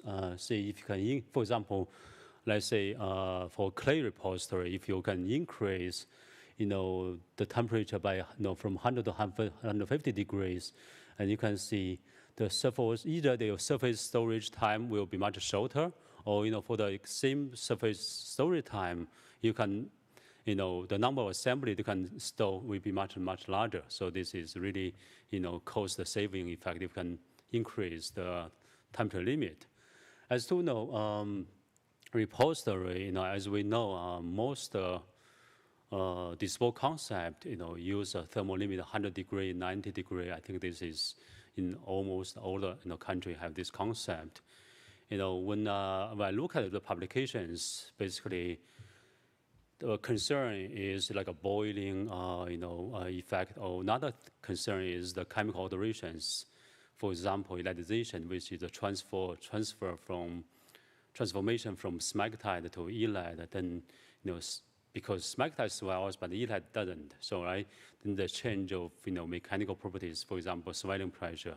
So this is a concern why people like this assumption, I would say, and this concern that electrization will happen when temperature is higher. Yeah, surely that electrization is fairly evidenced for geologic formation. If you look at publication, for example, in oil and gas industry, you can see where a thick layer of bentonite, you can see top you have more smectite and the bottom have less smectite. So very clear the electrization. But if you look at the specific research is done for repository, for bentonite, and if you hit the sample to 100, 150, 200 degree, the conclusion is not that conclusive. So there's still an open question whether electrization will happen or how much. Yeah, so largely this is still an open question. So there's possibility that the thermal limit 100 degree might be too conservative. I mean, conservative may help you to ensure the safety, but on the other hand, long time will increase your cost. And third one, the thing is, even though we decide to have a repository with a thermal limit like 100 degree, but if we know what's going on, what's going to happen to bentonite at temperature higher than 100 degree, for example, 200 degree, then our confidence level will be significantly increased. So that's our motivator to study, the alteration of bentonite at high temperature. So the third thing we did is, let's start with some modeling work. So in 2015 and 2017, we published 2 papers about the generic modeling efforts. Basically, what I did is I take the generic model in the clay repository, assuming a horizontal emplacement tunnel at 500 meters deep, with bentonite buffer and host rock. So here we assume that bentonite is either Kunigel bentonite or 5X bentonite. For host rock, we assume that it has property of organic clay. So basically, by changing the heat output from canister, so we create 2 cases. One we call the high T, another called low T. So in the high T case, that the temperature at the interface between canister and bentonite is 200 degree, and for the low T one, the temperature at the interface is 100 degree. So basically, compare all the evolution of mineralogy evolution, the mineral phase, hydration, stress, everything, and compare the 3 cases, the 2 cases, and we even can consider a case without heat.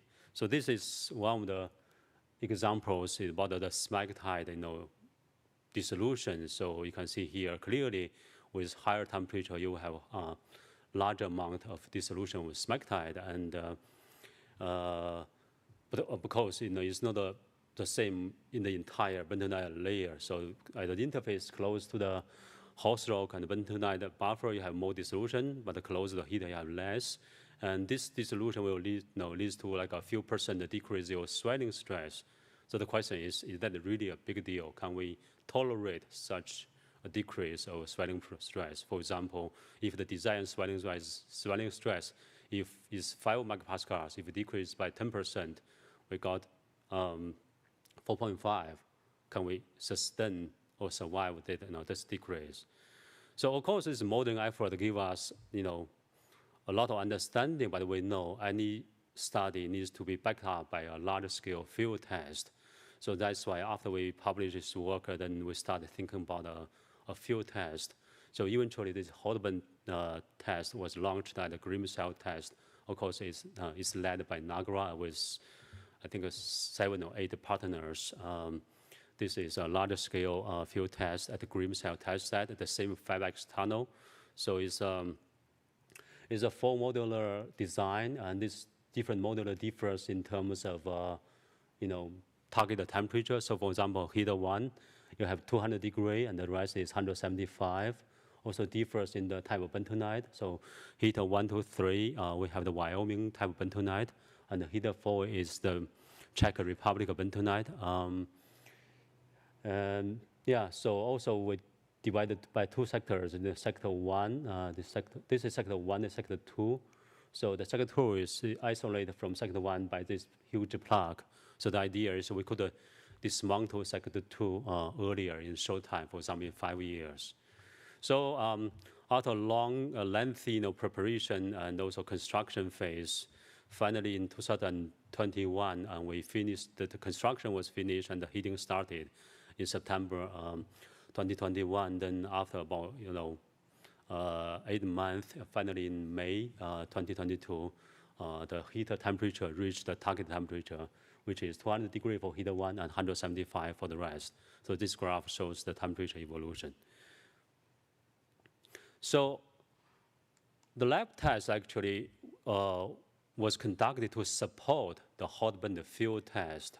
But the lab test one was conducted before the construction or the field test. So at that time, we don't know exactly what will be, for example, the bentonite dry density. So we designed this system just to give us an idea, what are going to happen to bentonite, in the lab scale test. So basically, we designed this 2-column system. One column is heated, another column is non-heated. So we also use a material as X-ray transparent, so that we can scan this column while it is heated and hydrated. So we use bentonite, MSAD bentonite powder. So after we pack it, we measure the dry density about 1.2, and it has quite a bit of water. The water content is about 18%. So we measure we use an X-ray to measure the density change, while temperature, thermocouple to measure temperature evolution. Then we also track the displacement by the position of thermocouple.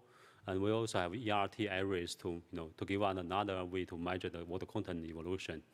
So also we measure the chemistry of the influent and influent. And by the end, we also measure the mineralogy change. So the test was operated at 200 degrees, and then we maintain 0.8 megapascals hydration pressure. Then the test was running for more than 500 days. So this is the design. So it's about about half a meter long and about I try to convert the inch to centimeters. So it's about 10 centimeters wide. So I need to spell. I just give you some taste of the result. This is the the results after the CT scan. So just remember, this is a CT density, which represents both the change of your water content and also represent the compression and expansion. So one takeaway message is, you can see, for example, heat column, the hydration is very axis symmetrical, from the surrounding rings to inwards. Okay, and this is after 250 days, we see this, it's fairly quickly it got fully saturated, but 250 days you have this thin layer, high density near the heater. So I will tell you later what it is.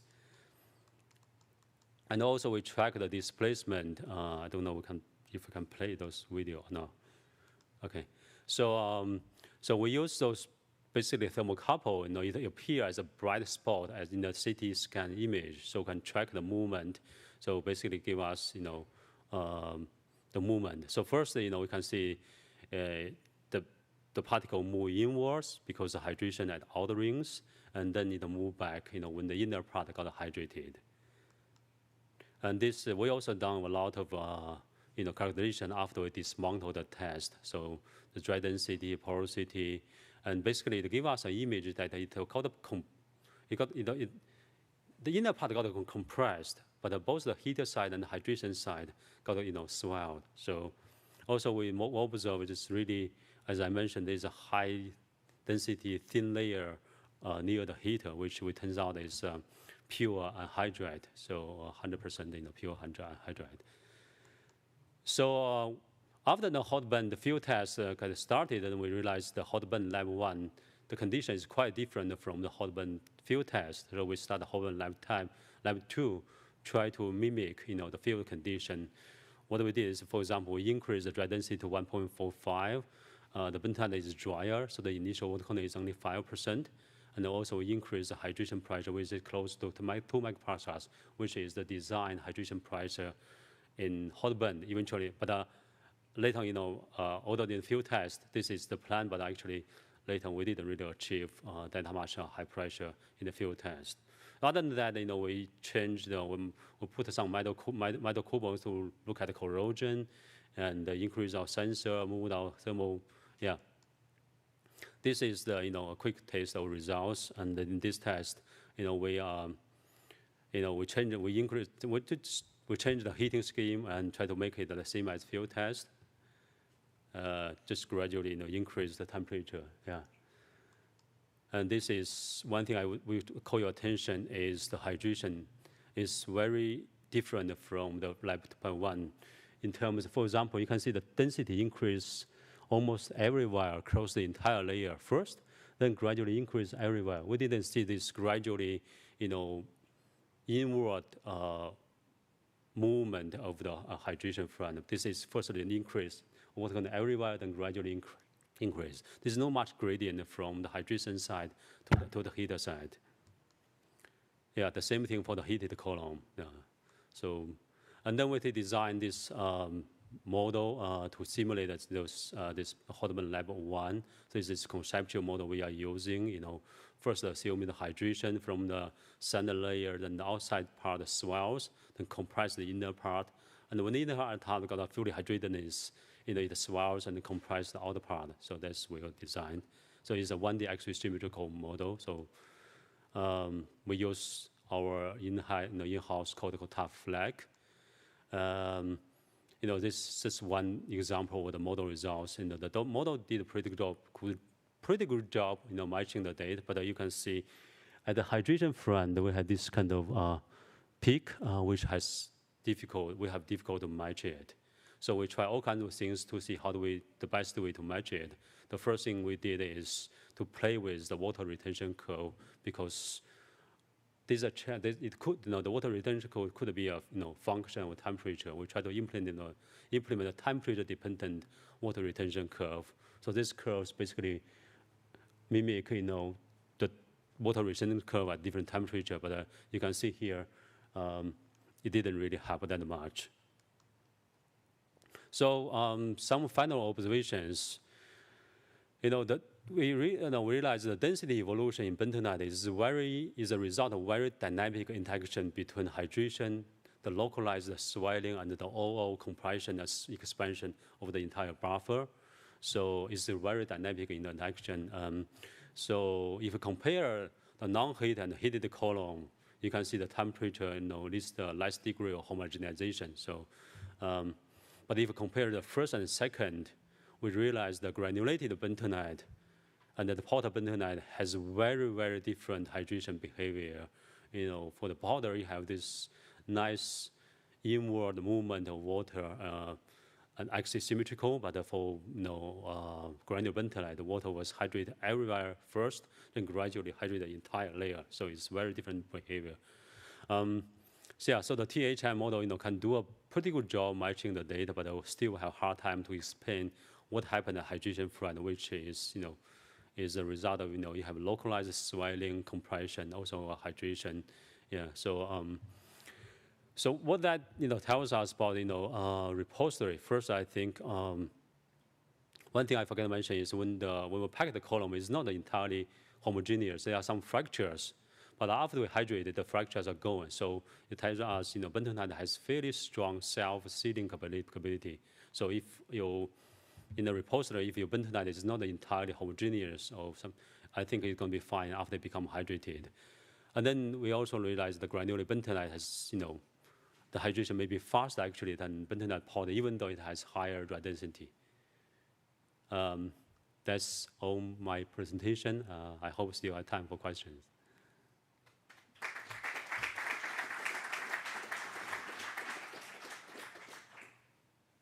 We have time for 1 or 2 short questions.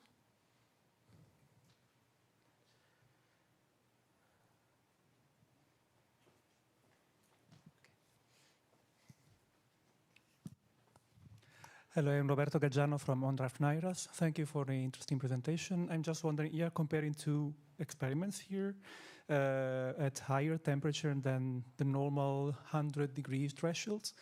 It's not clear to me, do you see any significant difference between the temperatures you test here and the behavior at lower temperature, like 100 degrees? I don't know if it's clear what I mean. Maybe I was not clear enough. In the lab test, we have one heated column. We heat it to 200 degrees. Then we have a non-heated column. That one has no heating at all. So there's no low temperature heating. Okay, I didn't get it. I understood it was like 170 degrees or something. Oh, you mean the field test or the lab test? So the lab test. We have 2 columns. One column, you have a heater in the middle, and the heater will maintain 200 degrees. Another column, there's nothing there, just a hollow, shaft. So there's no heating at all. So, yeah. Just to understand, use the non-heater as more like a your control column to see what temperature. I mean, it might be interesting to see have another column like 100 degree, like to compare 100 degree heating, 200 degree heating with no heating. Yeah, I see your point. Yeah. We are almost out of time, so I would ask anyone else who would like to discuss with Liang to find him during the coffee break. Thank you for your presentation. And then I would like to invite Amélie Deurs. She got her PhD in hydrogeology in the University of Montpellier. And after working in Canada and France, she joined the Swiss company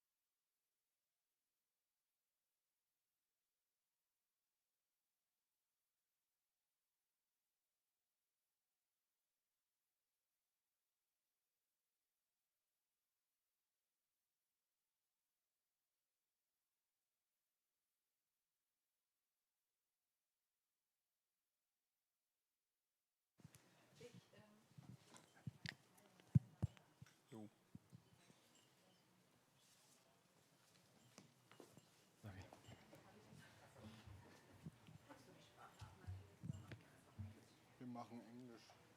Ja, klar. Bleiben jetzt im Englisch. Okay, I think we have to start the session, although many people will still be in the coffee break. And unfortunately, it's not gonging anymore.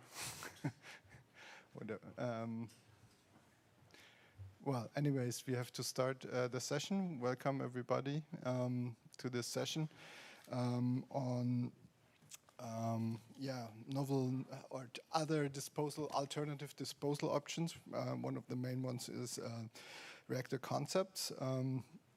And we put together, I think, a very interesting session of 5 talks. We start off with Christoph Pistner from the Öko-Institut, which I know quite well because, to say it, I'm Matthias Englert, also from the Öko-Institut. And Christoph is the section head of nuclear engineering and facility safety at the Öko-Institut. And together we published a study on novel reactors, and Christoph will present that talk about the technology readiness level of alternative reactor concepts, or so-called novel reactor concepts, which could be used as an alternative disposal option, but he will concentrate on the technology readiness of those concepts. Thank you, Christoph, and I give you the floor. Thank you very much, Matthias, and thank you all for being here and giving me a chance to present our short study to you. As Matthias said, I'm going to talk a little bit about technology readiness level of alternative reactor concepts, but not only about this, but also about other criteria with which people are talking about these systems and what we could expect from them. Shortly on the agenda, I will talk a little bit about the topic novel reactor concepts. I put it in brackets, and I will shortly explain why we do so. I will then talk a little bit about the evaluation criteria that we used in our study. We'll give you then a few exemplary discussions about some of these systems that we looked into, but due to time, this will also be very short and very rough, and then give you some general conclusions on where we are today. So what are novel reactor concepts, and why do I put this in marks? As Matthias said, we did an overview of currently internationally pursued technology lines and reactor concepts. I will also talk about what we mean by this. And we did an assessment on their technology readiness. We looked into safety aspects, into fuel supply issues, into waste disposal issues, into proliferation risk, as well as costs. And our colleague F.Böse will talk about this lately. Of course, as we covered the whole range of technology lines and a lot of reactor concepts that are discussed today, we could rather roughly go through these different systems, and we could only look into what is already there into literature. What we did not do was to look a lot into the small modular reactor concepts this time, because we did a study on them 2 years ago. And the study is available under the link that you can find here, and I recommend that if you want to know a little bit more than what I could talk about in these 15 minutes, then you have a look into the paper. The project team was myself and Matthias Englert from the Öko-Institut, and the TU Berlin, the Department of Economic and Infrastructure Policy, by Christian von Hirschhausen, F.Böse, Björn Steigerwald, and Lukas Gask. They did an in-depth analysis on the different countries following these different technology concepts and reactor concepts, and also did some evaluations on reasons why countries do this, and also on the economic side of these reactor concepts. I'm not so much going to talk about this today. We will have another talk on this later on. So first about the term novel reactor concepts. I think most of you know these systems under the name of so-called Generation 4 concepts. We also use the term alternative reactor concepts. Why am I not so happy about talking about new or novel reactor concepts? This is simply because practically all of these systems are known for decades. Yeah. Research into these systems began in the 1940s, 1950s, so therefore it's not really new in the sense that someone had a big idea in 2000 or 2010, but all these ideas are there, but we don't have these technologies up to now. And also, the so-called Generation 4 initiative talks about a 4th generation of nuclear reactors, and I also strongly question these concept of 4th generation. And why is it so? in our study, we put together a little bit about the technology concept underlying this. And if you look into the well-established light water reactors, pressurized water reactors, generation 4 comes up with, well, we had some first experimental reactors. Then there came a first generation of large power reactors like Shippingport, in Germany, Obrigam, for example. And then there came this further developed large power reactors in Germany that would be in the last generation of convoys reactors. And today we are talking about a third generation in this technology, like the AP1000 or the EPR. And then generation 4 says, now we come up with a fourth generation. But my problem with that is this fourth generation is completely different from today's power reactors. So we are not in a technology line learning from what we are seeing from light water reactors, but we come to completely different aspects within these technology lines. And we've collected a little bit to these different technology lines that we assess.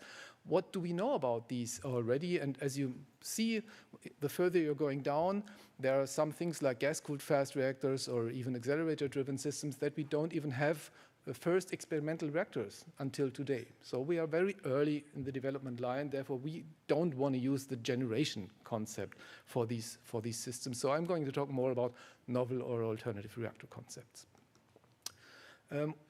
In our study, we used two terms. The first one is technology line, which is an overarching term for roughly similar concepts that we collected together under one headline, like sodium-cooled fast reactors. And within these technology lines, you typically find a large variety of different reactor concepts. So a reactor concept would be some specific reactor like the BN800 being in operation in Russia as a sodium-cooled fast reactor technology line. What are the technology lines that we come up with? Of course, these cover fundamentally the 6 lines that are also being discussed by the Generation 4 initiative. We added to these different technology lines also so-called accelerator-driven systems.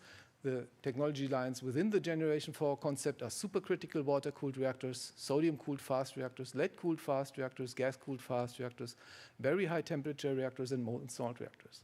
And of course, you could, in principle, also group these systems and the differences between these systems in other ways.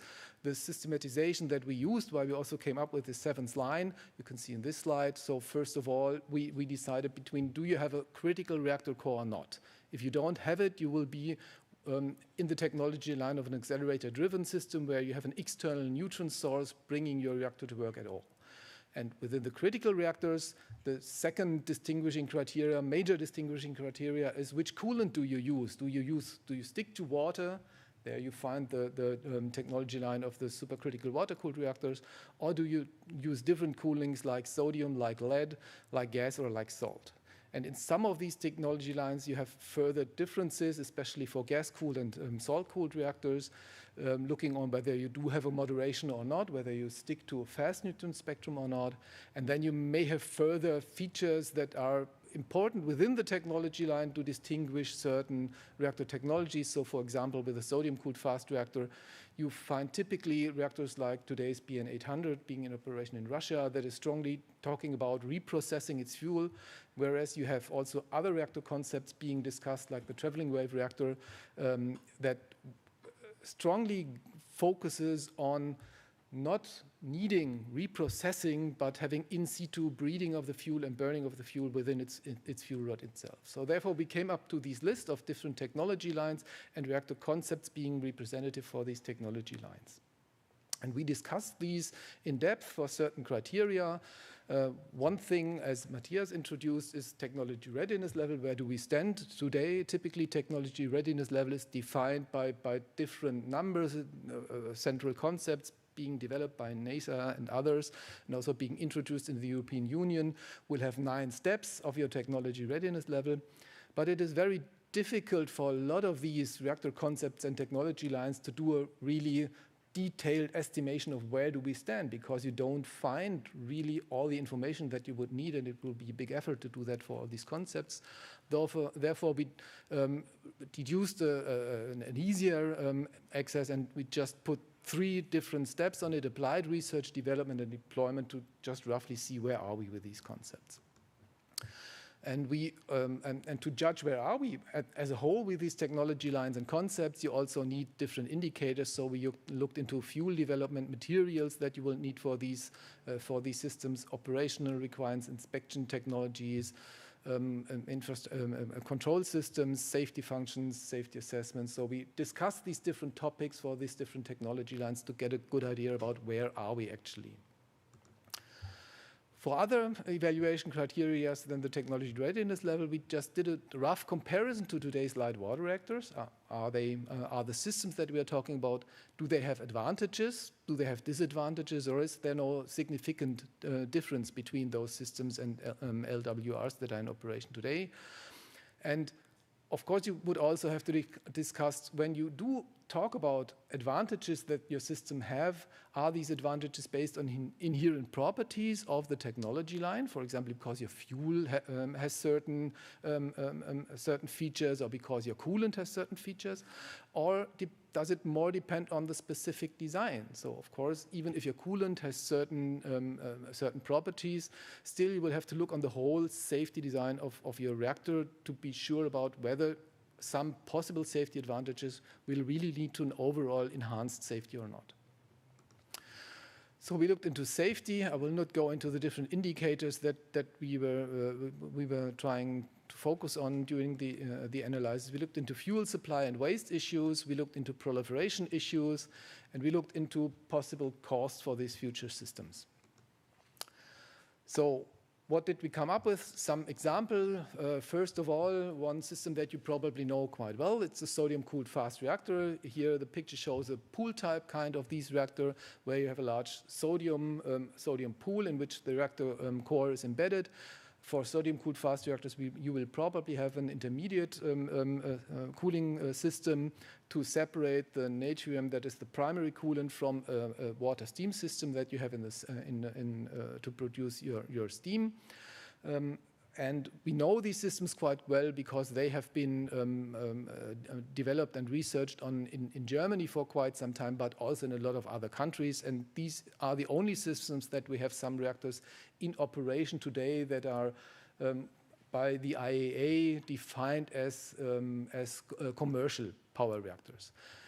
What are major advantages and disadvantages of this kind of systems? Of course, the major drive behind sodium-cooled fast reactors was a better utilization of uranium, because I can breed plutonium in the fuel, and thus I can extract more energy from the fuel that I put in initially.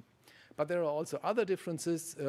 As natrium is a liquid metal, you have a low pressure in your primary coolant system, such when you get loss of coolant accidents, you're not losing your coolant as quick and as you could do in a pressurized water reactor, and you also have higher operation temperatures.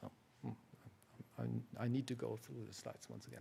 But of course, there are disadvantages also to these kinds of systems. So when you're talking about natrium, you have an opaque coolant. It's not transparent, so it's more problematic for inspection and maintenance.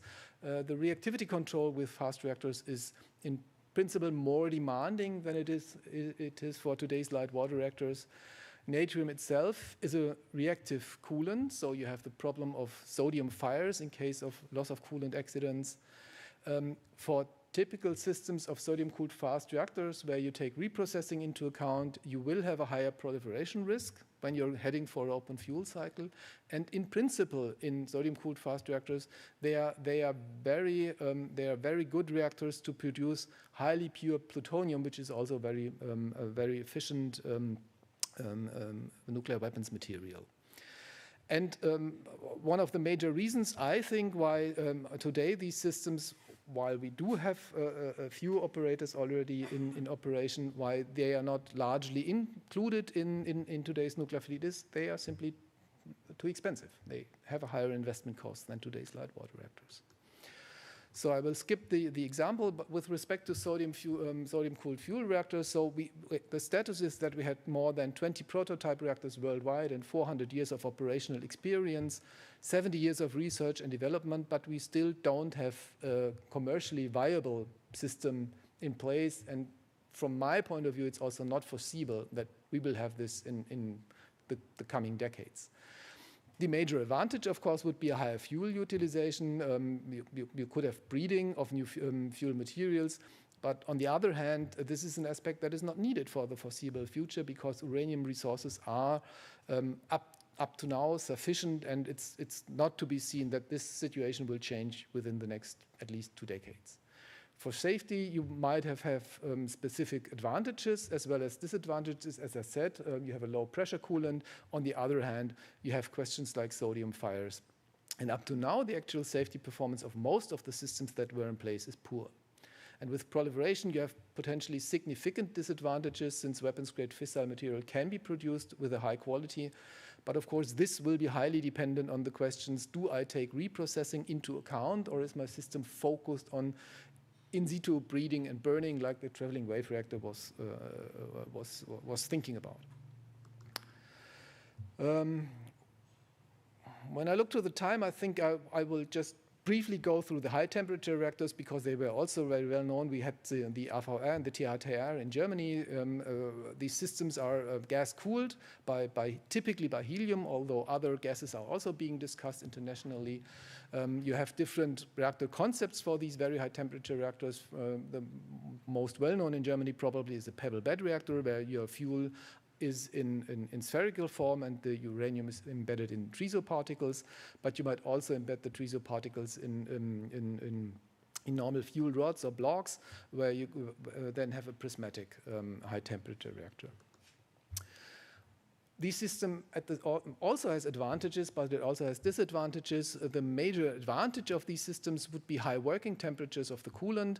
The helium itself, the coolant itself, is chemically inert other than sodium, and it's optically transparent coolant, which will also be a strong advantage for this. You will also have a strong negative reactivity feedback in case of loss of coolant accidents, for example. And for these systems, you will have the chance of having a possible passive residual heat removal from the reactor core just by heat transport through the structures due to the high heat capacity of the whole system. On the other hand, if you want to have these passive features, you have a limitation of the power size of these systems, so you will get to smaller plants, which also questions then again the economic situation for these plants. And you will have, while you have strong positive aspects with respect to loss of coolant accidents, on the other hand, you have other accident sequences that you would have to take into account, especially in ingression of air or water into your primary coolant system or graphite fires that might be there. And with respect to wastes, you get a high amount of graphite waste within these reactors that you would also have to think about how to deal with this. Okay, I think due to timely reasons, I'm going to skip about the other examples. Just shortly on a third technology line, the molten salt reactors, what would these kind of systems look like? There you would have a wide variety of systems being discussed. Therefore, you see this slide here. You could think about having the fuel being in the same time the coolant and the fuel, or having a liquid fuel and then a liquid molten salt as a coolant, or having even a solid fuel and then a liquid salt as a coolant. You have different salt types, chlorium or fluorine salts. So you get a large bunch of different systems today, which is also a sign, on the other hand, that contrary to sodium-cooled fast reactors and very high temperature-cooled reactors, these systems don't have such a strong history up to now compared to the other systems. They might have, at the same time, very good advantages, high coolant temperatures, low pressure in the primary coolant, also possibly strong negative reactivity feedbacks, and high and flexible fuel utilization. But on the other hand, we still see a lot of development work needed for these kind of systems. We need a suitable molten salt. We have corrosive properties of the molten salt that will be that would put heavy burdens on the materials that you could use in these kind of reactors.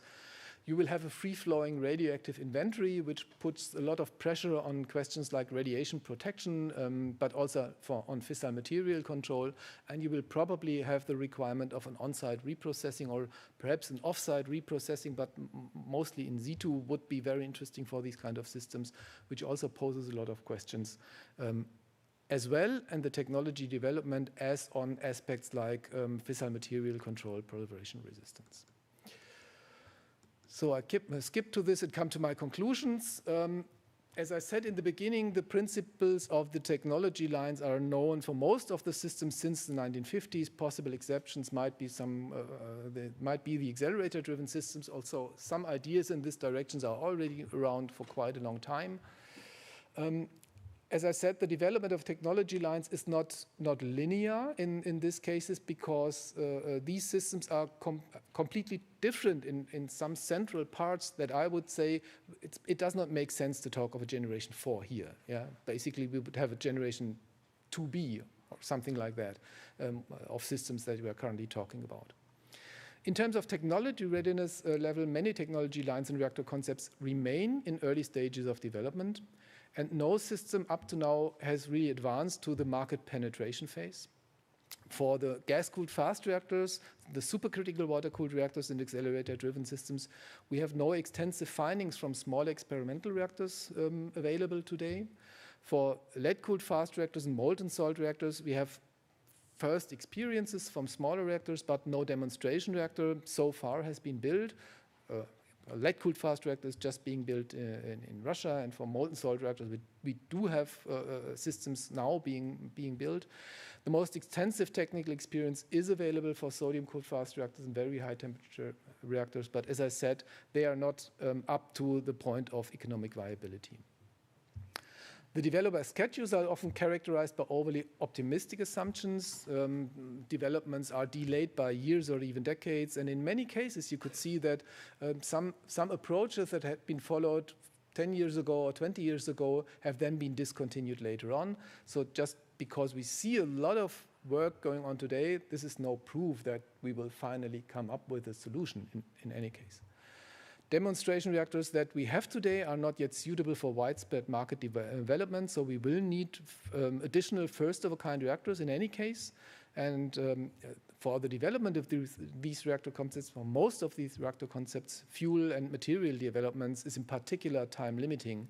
So therefore, we come to the conclusion that the time still required for the deployment of such novel reactor concepts is probably in the range of several decades. So no near-term solution that we expect to see. And my last slide would be that some of the individual technology lines, when the design is followed rigorously, may deliver advantages, clear advantages over today's light water reactors with respect to individual evaluation criteria. They may have higher safety, they may have better fuel utilization, they may be cheaper than today LWRs possibly. But none of the reactor technologies can be expected to have an advantage over today's LWRs in all areas. So, well, we might have some advantages in some of these aspects, but we might have disadvantages in other aspects, or we might be comparable to today's LWRs. And without a comprehensive approach with advantages in all the aspects that the Generation 4 initiative themselves say they would need, I'm not convinced that these systems will be a real valid alternative to light water reactors. Thank you. Okay, thank you very much, Christoph. We might have time for one question. Thank you. My name is Guido Huben. I'm from Geneva, from Transmutex. We work on accelerator-driven systems. I think in the next 5-6 years, we'll have the first clients and start building them. So I disagree on some aspects, but I thought the title is safeND. So I would have expected to hear a little bit more about how they compare about waste destruction, because most of what I heard is about they may produce electricity and that may not be economically viable or not. Yeah. In our aspect, I think we don't care about that. Yeah. So we would like to know more about how they can destroy the waste. Mm-hmm. And then if that's economically viable or not is a totally different discussion. Mm-hmm. So our ADS, for example, we think if we build that, we will have a lot of interest from radiopharmaceutical companies because this produces radiopharmaceutical radioisotopes. So in that regard, whether our ADS produces energy or electricity is not really important, but we do know that we can destroy iode-129, technetium-99, all the aspects that base in their papers point out as important to them. So that's what I would like to know more about, how these different systems compare. Thank you. I'm sorry that I cannot tell you that today, because this will be the second part of the project, which is still ongoing. So perhaps next time we can present a little bit more on this. We did some first investigations also. Our question is, besides the possibilities to destroy waste, our first question was also, is there different waste? Is there more waste coming with all these reactor kinds? I put a little bit on this. And with respect to destruction of wastes, we did several studies a longer time ago. So the fundamental point I would say shortly is that most of the systems that we know of, they really focus on transmutation of actinides. And actinides is not the fundamental problems with respect to final repositories. You will not really help your final repository by destroying the actinides. For most of the systems, basically all of the systems that we know, you will have a lot of actinides still being there due to losses in reprocessing technologies and remaining concentrations at the end of life of reactors. So you will still have fundamentally the same safety case for your final repository to present. So I'm not very convinced that a system trying to transmute, especially the actinides, will be of any help, and whether any system really will be feasible in also transmuting the really problematic nuclides like technetium and iodine-129. Yeah, I will look into the details of your work, and we'll see whether you can convince me on that. Okay, thank you very much for that question. Thank you very much, Christoph, for presenting that work. And we come back with more on that, and especially on the transmutation characteristic of those reactor types. But that's future work or ongoing work. Next presenter is F.Böse. She also worked in that project, and she worked before in the Hirschhausen group at the TU Berlin. She's now at BASE, but I think this is still the work you did before, and so no, okay, it's both. Actually both. It's both.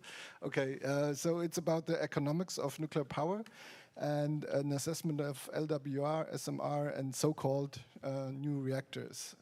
I'll give you the floor, Fanny. Thank you. Thank you. So let's talk about economics, which is kind of secondary, I heard, but I still want to give some insights about the economics of nuclear power, of light water, small modular, and so-called new reactors, or as we sometimes call it, non-light water reactors, and especially in regard to decarbonization pathways, because in the recent years, this has been like an urgent issue to decarbonize energy systems, and therefore nuclear power as a low-carbon technology. Nuclear power is controversially discussed in literature, but gathers interest as a possible solution for climate change mitigation. And on the left side, you can see energy scenarios.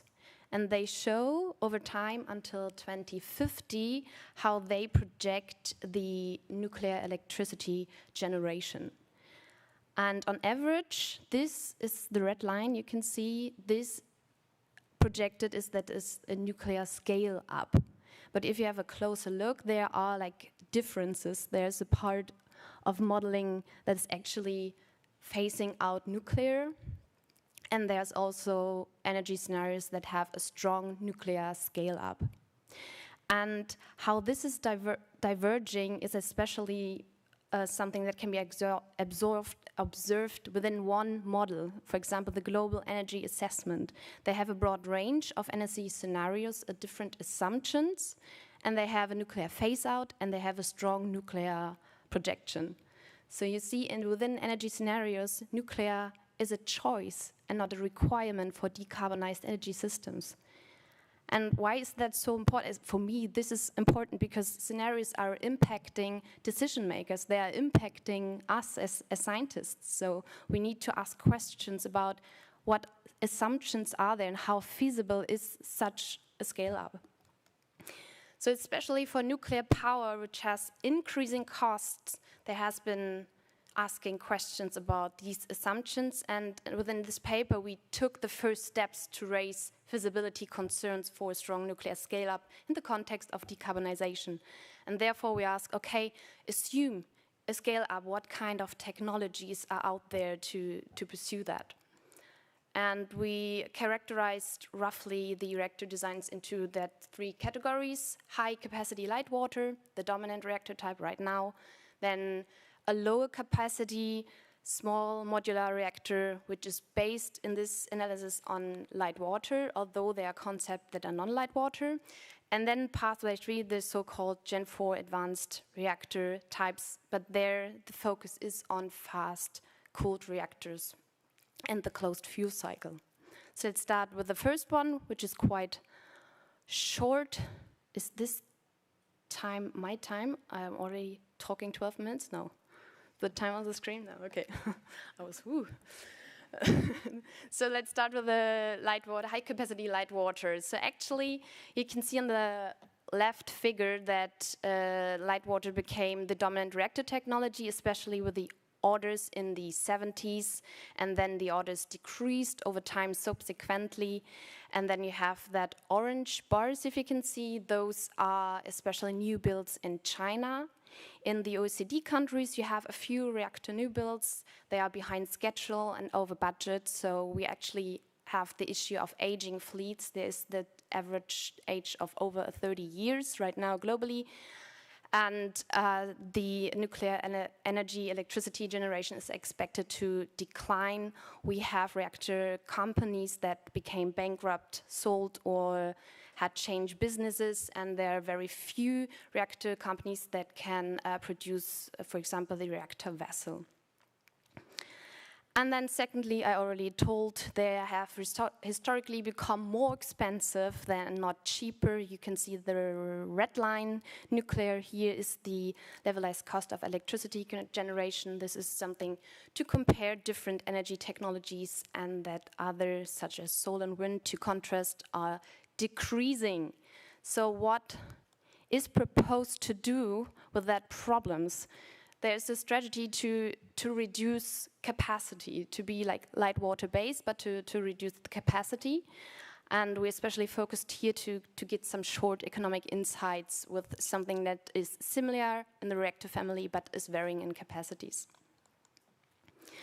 The concepts are, as Christoph Pistner already said, something that has a long development history. I'm too loud. Oh yeah, okay, I'm sorry. They had a, so you can hear me now still? Yeah, okay. So that had a long development history, and it started with being applied to nuclear propulsion systems and then further to electricity generation. But over time, nuclear power plants rather have been scaled up within their capacity. And there's one reason, the economics of scale. And they say that specific construction costs, so dollars per kilowatt, they decrease with the and the capacity increases. So that is something that is called as a disadvantage for small modular, because they have no economics of scale, or less economics of scale than high capacity ones.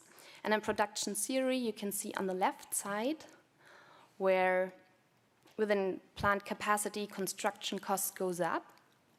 With the plant capacities, when it goes up, the construction goes down, here we go. And with the economics of scale, you see this arrow.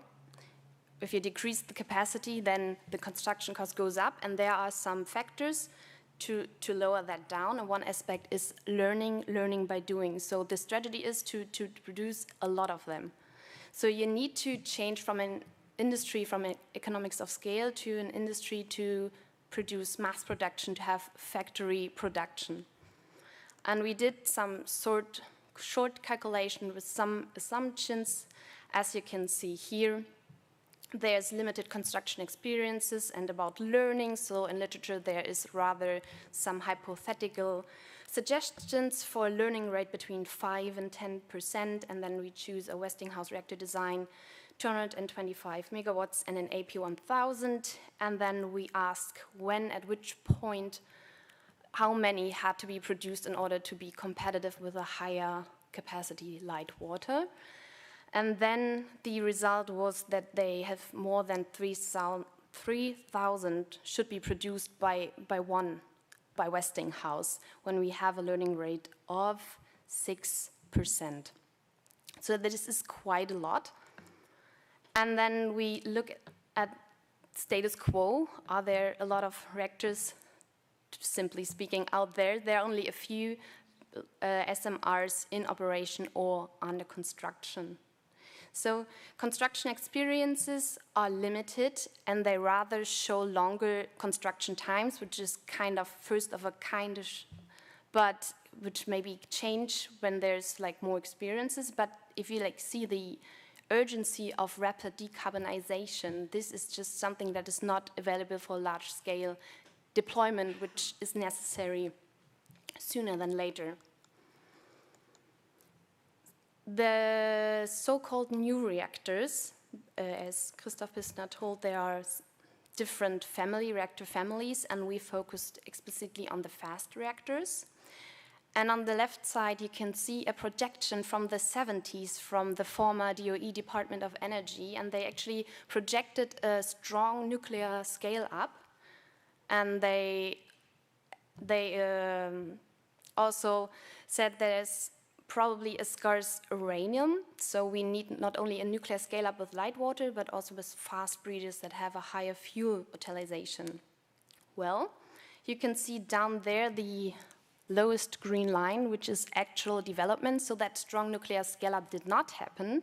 And additionally, they found some uranium deposits. There have been technical problems, proliferation risks, economic issues, so SFRs are rather a history of project cancellations.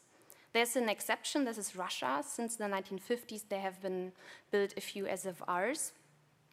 And in the context of nuclear scale-up that we face today with the decarbonization, there are also very few studies out there that, again, look at how this might be of interest, again, to do fast breeders and closed fuel cycles in the 2050s and on.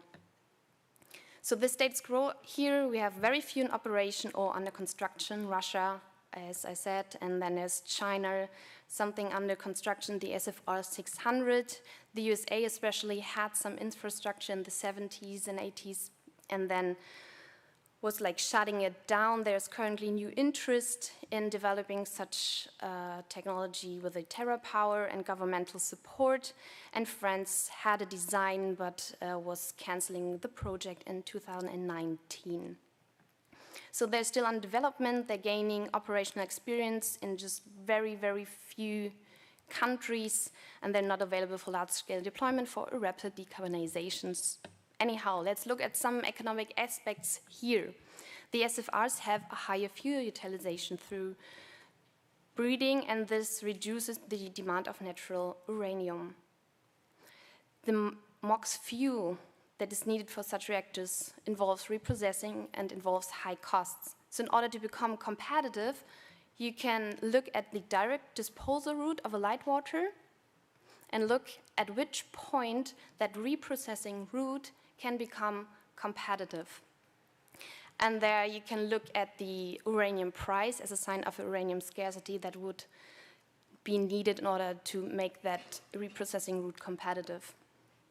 For the direct disposal route, we would have looked at cost of fresh fuel costs. So we have the cost of the natural uranium, enrichment, and fuel fabrication. We would have cost of interim storage, and then the transport to the final repository, encapsulation, and conditioning. On the side of reprocessing route, we would have transport, fuel to reprocessing, the cost of reprocessing, conditioning, and disposal of that waste that has not been reprocessed, and then the fuel cost for MOX fuel fabrication, and then the enrichment and fabrication of that reused uranium. So here's that simple equation of that LVR route and the fast reactor route. You have on one side the cost of intermittent storage and disposal of spent fuel, And then you have the cost of reprocessing and disposal of the remaining waste. And then you have the reduction that you can get potentially from using, again, plutonium and uranium. Because there's limited operating experiences, there has to be made some assumptions.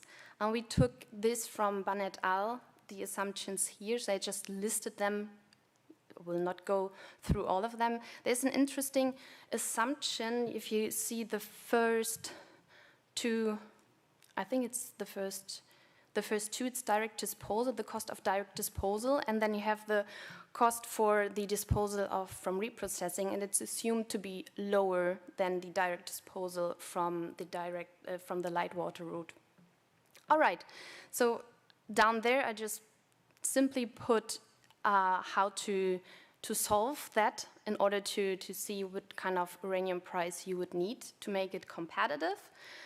So, for example, the grayish, where you recovered plutonium and uranium, can be solved with the cost of displayed low-enriched uranium and the cost of MOX fuel.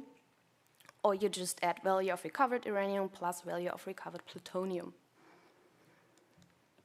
Here I inserted the numbers and the uranium price with these assumptions, and I'm critical about assumptions, but here the uranium price is above $300 per kilogram that would be needed, and the current uranium price is somewhere about over 50. So there have been some volatilizations, but it's somewhere there.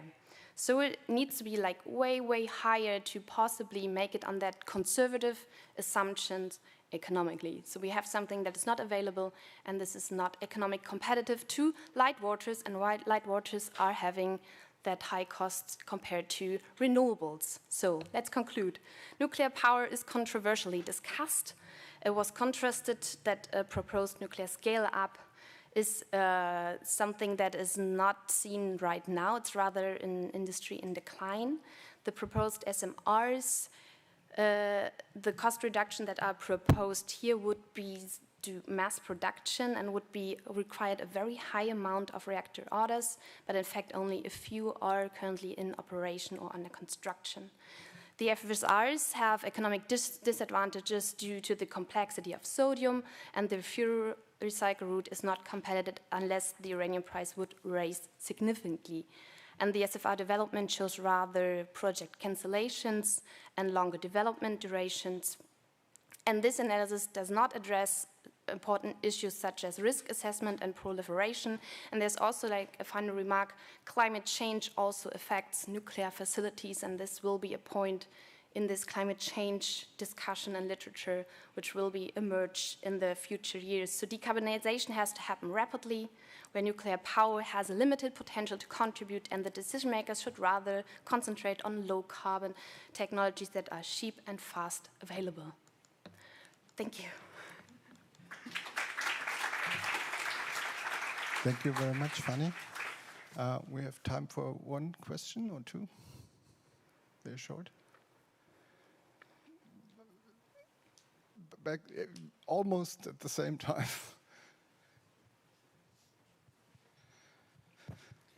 Yeah, thank you for that presentation. I was wondering, I mean, there are companies like Westinghouse, they produce and sell small modular reactors.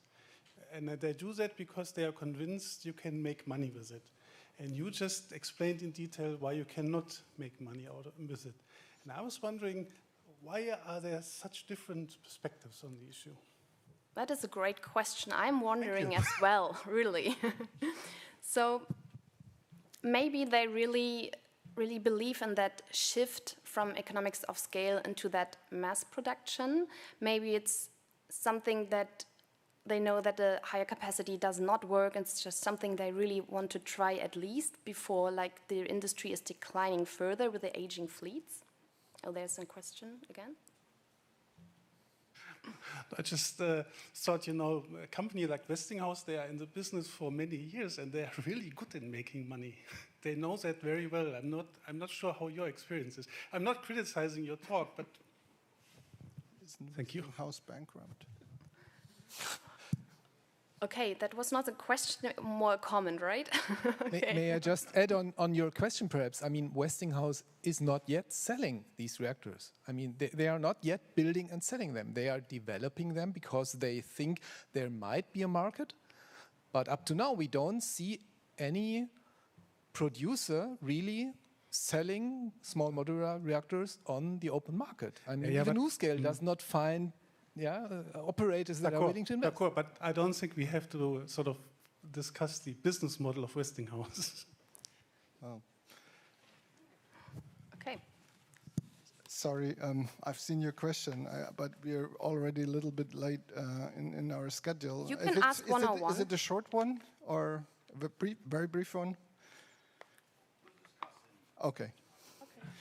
I just don't want to shut it down. Okay, so the next talk. Thank you very much, Fanny, for your presentation. The next presentation is on another aspects of novel reactors. So we talked about technology readiness, economics, and another aspect, which is important also for, are those systems, a feasible alternative disposal option at some time, and that's what BASE is also looking at, and that's proliferation. And the presentation is by F.R.Frieß from the Boku University in Vienna. And I'll leave it with that. Friederike is going to talk about proliferation aspects of partitioning and transmutation fuel cycles. Thank you, Friederike. Thank you, Matthias, and good morning. So I will start with something completely different. I think we really should see the demonstration going on today not only as an obstacle to our travel plans, but as something that needs to be done and that should have our full support. And I've been actually thinking about preparing a few slides on that topic, but as you can see here on my outline, I didn't, and I'm going to talk about proliferation issues. So we are all from very different backgrounds, so I will start with a short recap of radioactive waste and how partitioning and transmutation fuel cycles are supposed to help with dealing it.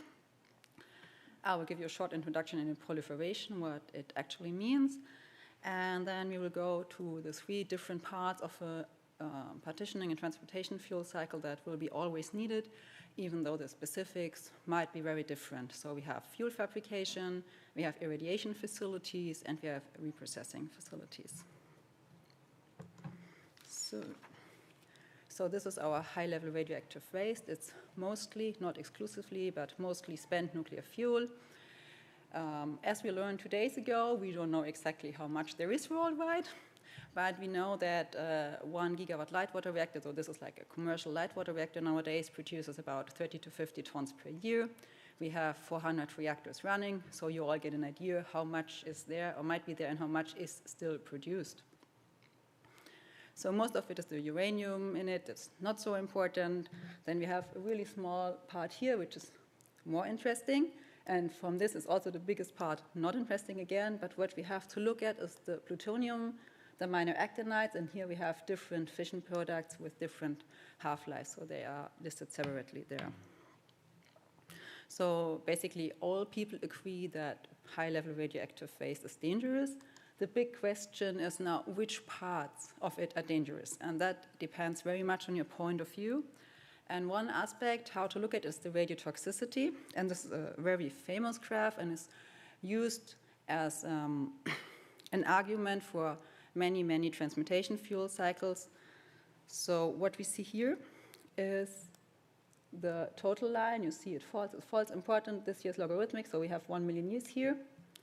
And now the argument goes, if we use the blue line, which is plutonium for energy production, we remove the minor actinides in one way or another, then basically the total line will fall as quickly as here and will make the burden on a final repository much easier. So there are several issues with this figure, why it's useful or not to use it. Some have been already mentioned, mainly that for the long-term safety of the geological repository, you have to look at the long-lived isotopes, but this is not what I'm going to cover in my presentation today. So what is partitioning and transmutation? Partitioning is the separation of the spent nuclear fuel into different material streams. I see it's the old slides, but not important. So we have fission products, short-lived, so maybe a couple of days, long-lived, very long-lived, 100,000 years and more. We have plutonium and uranium, and we have the minor actinides, mainly neptunium, americium, and curium. And the transmutation in general would be transformation of long-lived radionuclides into short-lived or stable isotopes, so we have really easy handling them. And in total, you really would like to reduce the burdens on the long-term radioactive waste management, e.g. the final repository. So if you want to do that, it's again not in all partitioning and transmutation fuel cycles, but in most of them, you need to have a closed fuel cycle. Because what you want to do is, you have like your normal nuclear power plant, you use it for energy production. Then you do all your separation, so you have uranium you want to use for energy production, you have plutonium you want to use for energy production. So you need to have nuclear power plants that use these materials. Then you have here special fuel fabrication. They call it here recycle reactor. We sometimes call it irradiation facility. In the end, it's usually a fast neutron reactor. And the interesting thing is that here and here, there are always waste streams directly going to final repository. And this circle here, it has to be done maybe 5 times, 8 times, 10 times, depending on the specifics. And here you always produce more waste. So you should keep that in mind when looking at the benefits of partitioning and transmutation fuel cycles.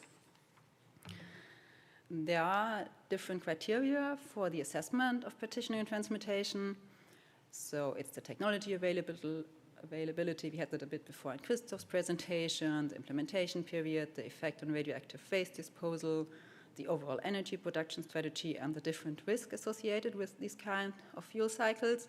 I will not go into detail here. There is a report out there by us, and I will put the link in the slides that are going to be in the abstracts volume, however they call it. Now we're going to talk a bit about the dual-use character of nuclear technology. Many, maybe all of us know that these technologies have been originally invented in military programs. There is a term which is coined like virtual nuclear weapon states, which basically means they are not really nuclear weapon states, but they have almost everything at hand to become one if they wish to. And the separation between civil and military use is really complicated, if not impossible. So what one could say that every civil nuclear energy program lowers the threshold for acquiring nuclear weapons, but it depends on the design of that civil nuclear energy program in how much. So if you're looking at the partitioning and transmutation fuel cycle, a closed nuclear fuel cycle, what we would have is, or what we are looking at is, we have the new diversion pathways for uranium, plutonium, and probably also for minor actinides in transmutation fuel cycles. We have nuclear technology, which is enrichment capabilities. This is the discussion about Iran a lot. Is this civil or not? We have the capabilities to handle spent nuclear fuels, which is very hot material. And we have to separate the plutonium and other fissile isotopes at one point to be able to fabricate our fuel. We also need maybe the knowledge to build a weapon, but actually that's not a secret anymore. You can find that if you want. So and now we're looking in more detail at the different facilities you might have in a nuclear fuel cycle. So these facilities, they must not be present all at different parts. They might be at the same site, for example, for molten salt reactors, or they might be shared by others. But in general, we have this kind of things happening at one place or another. So we are looking at the fuel fabrication. We are still in the frame that we want to transmute the minor actinides. This is where the original and old transmutation plants are based on. So if you want to irradiate a whole amount, large amounts of minor actinides, you have to have large amount of minor actinides in your fuel or in your blanket maybe, but usually in your fuel. So there are two options. You can either have mixed oxide fuel. This is the fuel which is already used in some light water reactors. The disadvantage is in this fuel you have a uranium matrix, so you always produce more plutonium during irradiation, and at least from a proliferation standpoint, you do not want that. The other option is to have inert matrix fuel, and that's a quite telling name. You have an inert matrix, nothing is happening to the matrix, you're fissioning your plutonium and you're fissioning your minor actinides in your fuel, so you have a real reduction. So the main point is to produce that fuel, you really do have to have your fissile material somehow separated in your facility. You have to irradiate several times, you already heard that. So every time you irradiate, you're changing the isotopic composition. So every time you have to adjust your fuel somehow so that your reactor can still be operated safely. And the other thing is that we're not only looking at uranium and plutonium as critical fissile material, also minor actinides like americium and neptunium. And some of these have also very small critical masses and might be used for weapons. Maybe like a rule of thumb, for weapons you need kilograms of a material. For fuel you handle tons of the material, to get an idea. Now that we have that fuel, we need to irradiate it. Usually you would like to do that with fast, like high energy neutrons from fast reactors. The idea is faster neutrons, more fission. Fission means you end up with fission products, hopefully stable fission products in the end. If you have thermal neutrons, you have more absorption, so you transmute your minor actinides into other minor actinides, which doesn't help you so much. And as Christoph already said, like these kind of facilities, they were originally developed to breed fissile material.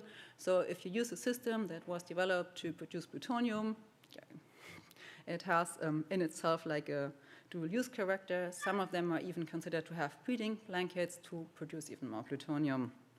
We always need reprocessing, and then we have a more complicated way of handling reactor safety. Fast reactors have the problem that usually they are not in their most critical state, and this becomes even more urgent to handle that with the minor actinides because they are not favorable on reactivity in the reactor. And there are different options, which kind of irradiation facilities one might use. So I put in here the metal-cooled reactors because if they work, they might be quite useful because they can handle varying fuel compositions. Molten salt reactors are able to handle varying fuel composition if they exist. We have the metal-cooled reactors like the sodium-cooled reactors. At least there is some experience with operating them. And there's also the idea to use accelerator-driven system for transmutation issues. And after irradiation, we need to reprocess our spent fuel. So reprocessing is then the separation of the fission products and the actinides from the spent fuel. This is done to some degree nowadays with the Purex process. As a water and organic solvent-based process, this needs to be done to produce MOX fuel. If you want to have a partitioning and transmutation fuel cycle, then you also need to separate the minor actinides some way or another. This is one of the really trade-off aspects of partitioning and transmutation. If you have like a less proliferation, risky composition of your fuel, probably your transmutation efficiency cannot be as high, and vice versa.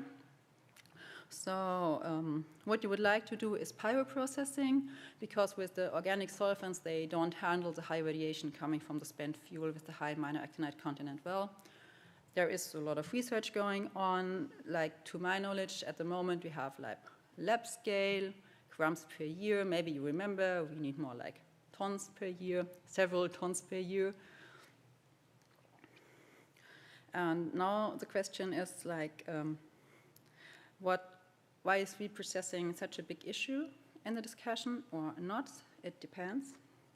So what you usually consider if you have the spent fuel from your nuclear power plants, and there are a lot of the fission products, so you have strong radiation, it's called the radiation barrier, and this prevents the separation of the fissile material from the spent fuel and doing other things with it.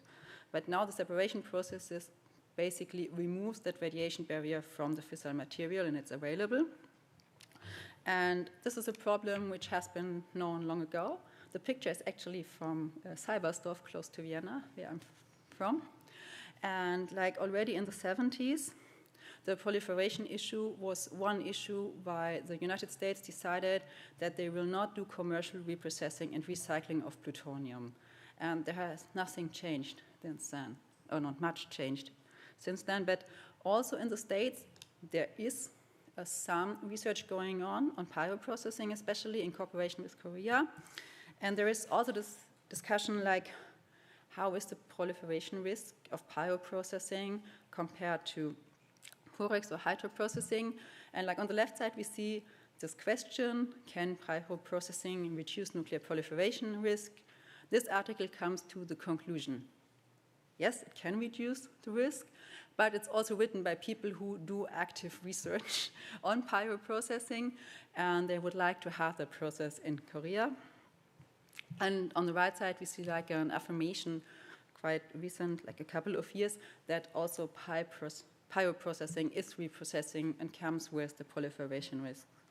So maybe quite telling on the side is the fact that nowadays it's only the nuclear weapon states that operate reprocessing facilities, no other state. So this is my last slide. Very short. We have, if we implement partitioning and transmutation fuel cycles, that might only have like very limited effect on the geological repository. We have huge proliferation issues because we will have facilities for fuel fabrication that handle the fissile material.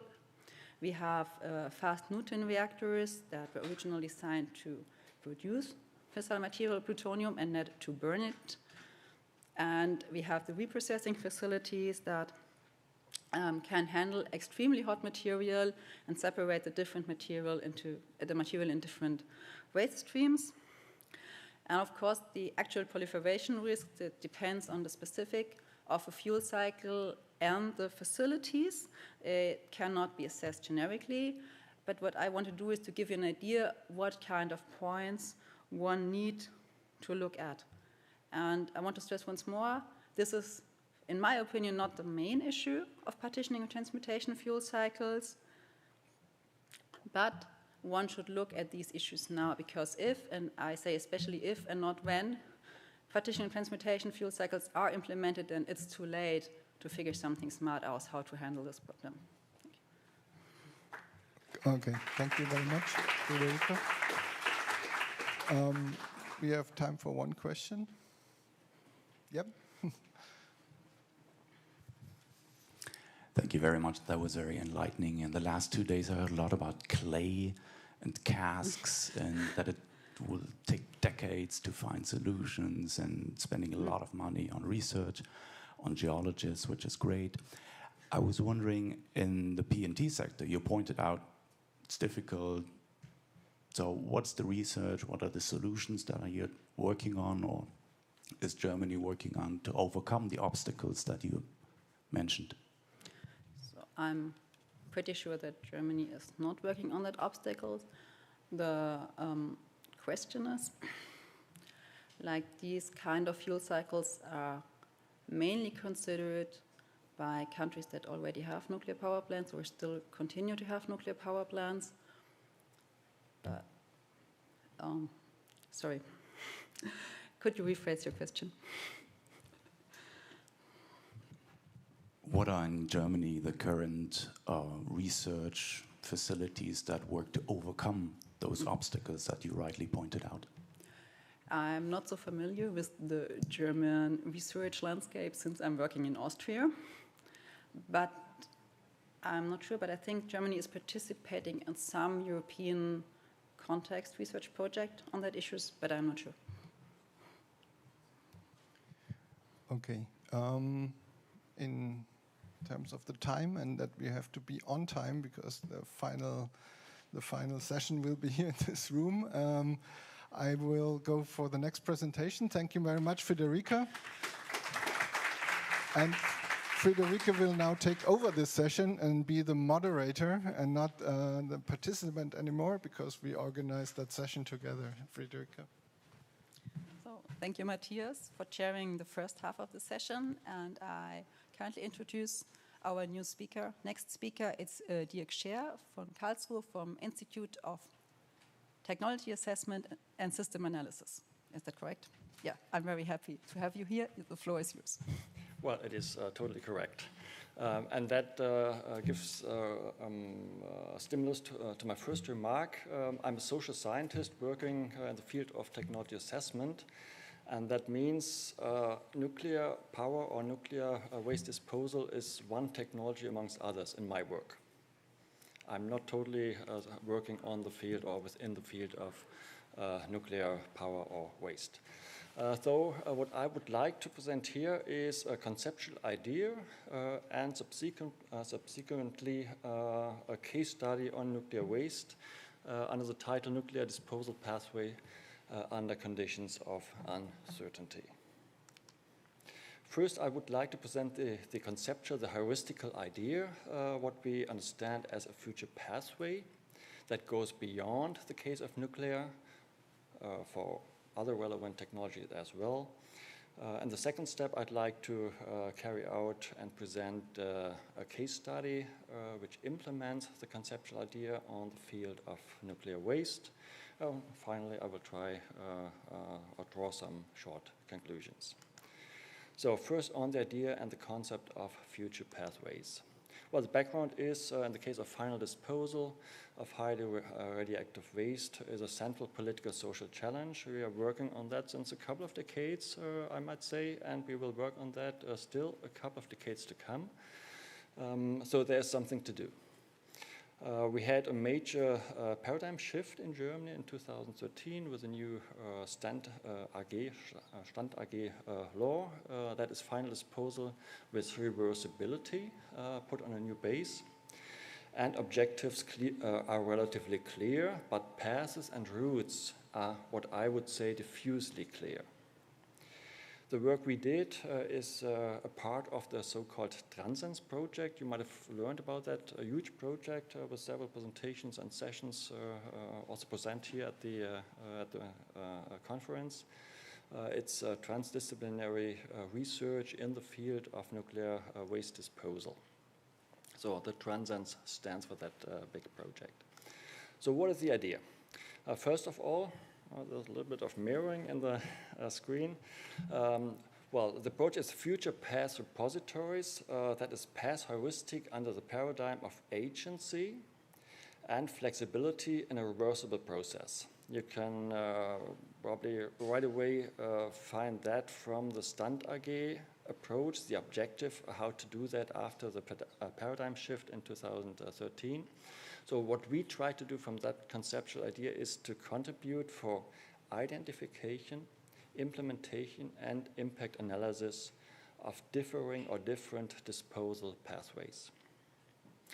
In essence, and that is on the case study of Transens, this is a kind of bundling and merging of individual results from the Transens projects. So we heavily relied on the expertise of these interdisciplinary colleagues which are working in the Transens project, and also in the HAF, which is a kind of like working group in Transens. And that is in order to identify and conceptualize recognizable and distinguishable disposal pathways. We elaborated, beside the case study of nuclear waste, a heuristic based on a three-level approach that is identification, implementation, and impact analysis. So these three levels try to identify, first of all, future pathways, tried to identify steps and measures, and analyze their impacts. Try to illustrate that with some kind of figures to give you better hand what we mean with that. The pathway, as we understand, is a pathway linking problem to solutions. So in the case of nuclear waste, it is the problem of high-level waste we do have on the surface right now, linking it with coping with the problem, and in the case of like in Germany, it's underground, it's subsurface geological disposals or repositories. So pathway, in our thought, is linking problems with solutions over time. And we kind of like developed a pathway heuristic that is a path focus. Some pathways are marginal. They're probably don't come into play. Some pathways are plausible, but probably don't come into way, so they would work, and some are more probable. We differentiated kind of path description, you know, the main path, some kind of bridging path. If we have a fork in the way, if you, you know, come to a crossroad and change the pathway, we have subpaths and so on. The second level, and that is also pretty important here, is what we call implementation. Pathways don't materialize without intervention. They don't materialize without a policy decision. If we don't need a policy decision, it's evolutionary. Problem solved by itself, by a self-organization or whatsoever, but that doesn't work. So we need decisions to implement the identified pathways. And here comes policy into play, actually, or what we call policy packages. Third one is, and that again is from the scientific perspective, to ex ante analyze possible impacts of these policy packages. And that you might hear that from my saying, that's kind of scientific policy advice we try to deliver. To deliver decision makers kind of a matrix or profile of the impact profile of different policy packages leading to the same problem solving.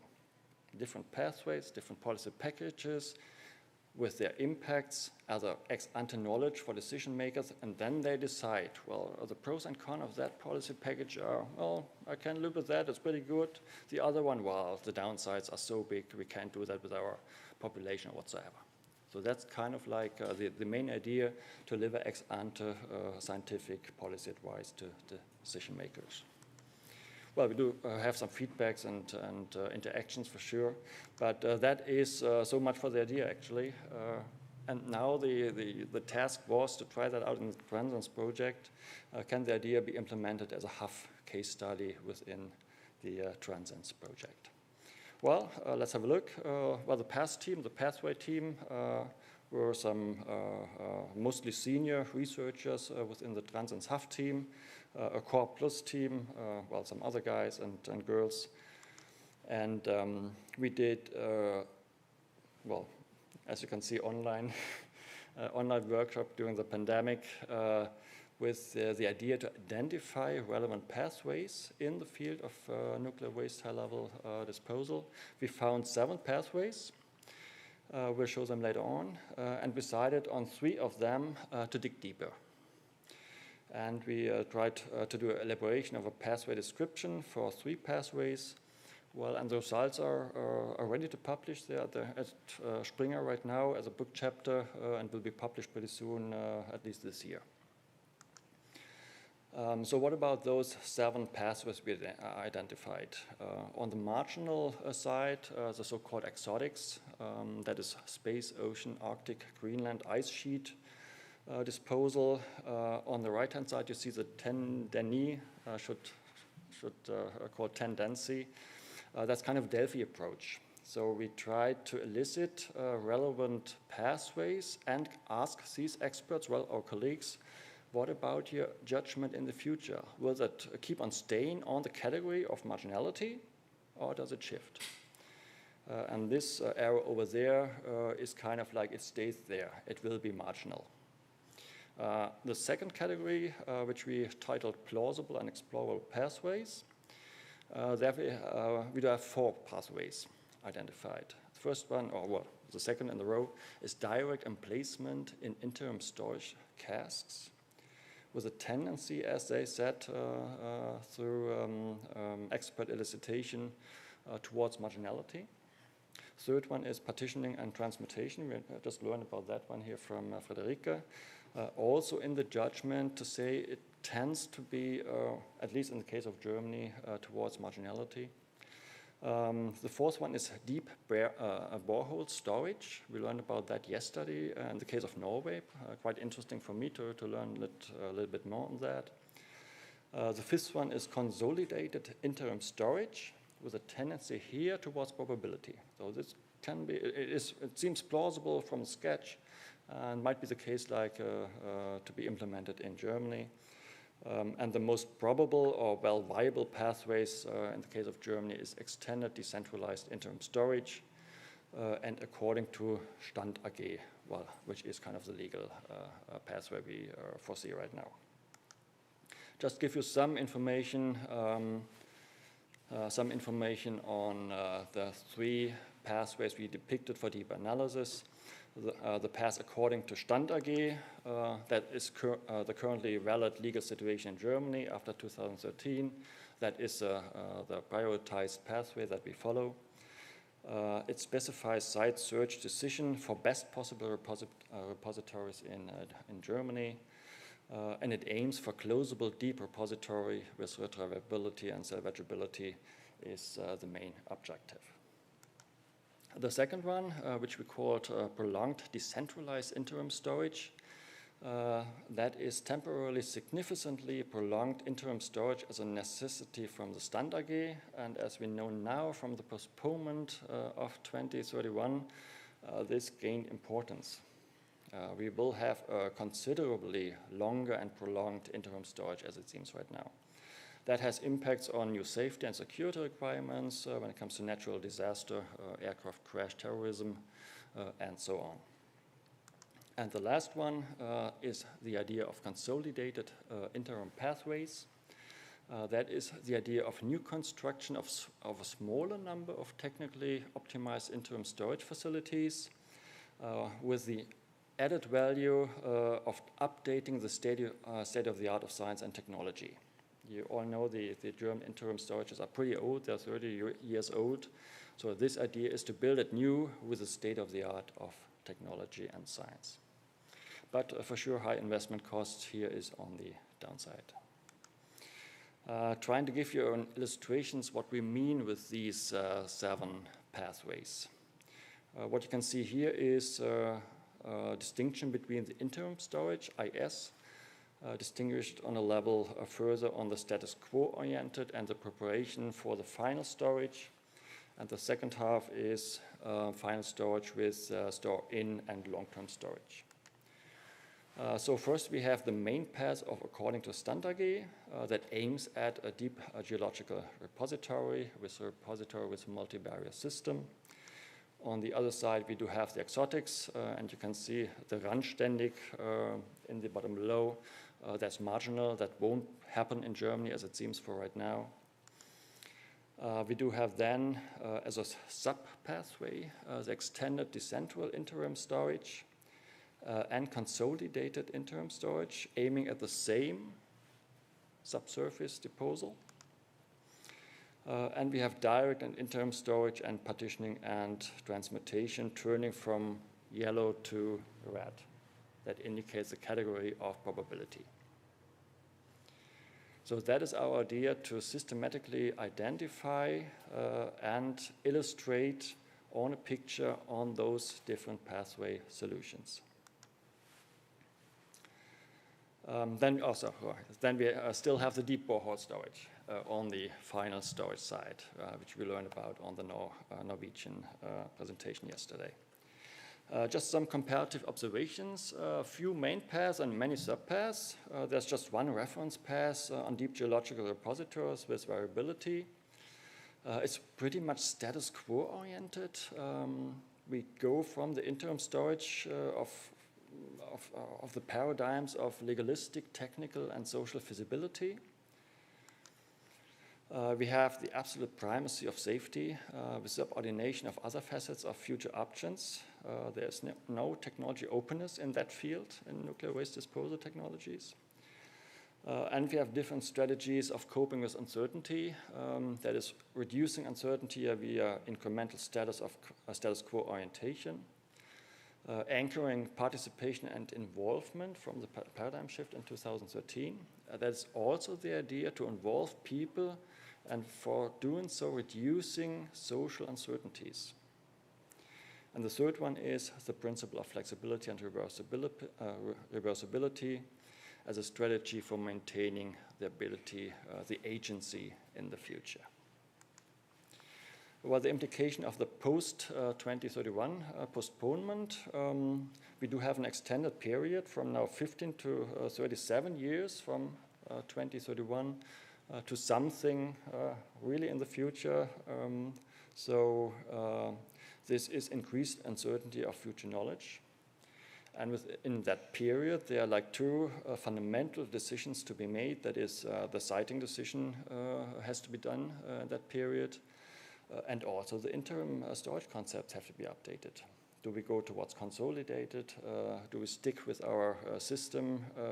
Licensee, liabilities, all these issues are at stake. Just a short glimpse on the impact analysis, which we didn't do out in deep analysis, I gotta say. We came up with a bunch of indicators. The first one is technology development. There is technology progress expected in the container storage and retrievability and PNT technology. The energy system as a whole, so leaving the borders of nuclear waste disposal and coming to the use of nuclear power plants as well. The political framing, nuclear as climate technology, we can see that in other countries. And we will have, let's say in 20 or 25 years, certainty about failing or successful carrying out of the German energy transition. Environment, safety case, interim storage is a safety issue, final disposal transport, that's all not so clear. Social resonance, well, the siting issue will be an acceptance issue, that will be for sure. Then the satisfaction with participatory involvement in planning and decision making, that is a resonance of social life towards policy.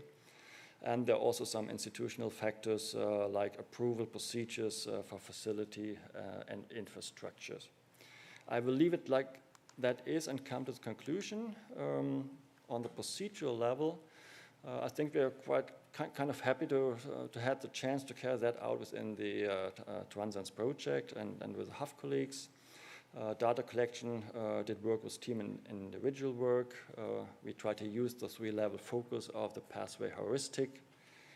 And on the content side, surprisingly, a pretty narrow pathway heuristic for nuclear waste, just one main path which is relevant. The path heuristic synthesizes for interfaces and forks in the path, and some issues on the uncertainty. And then I will end up, and I'm pretty happy for your questions and your remarks. Thanks so much.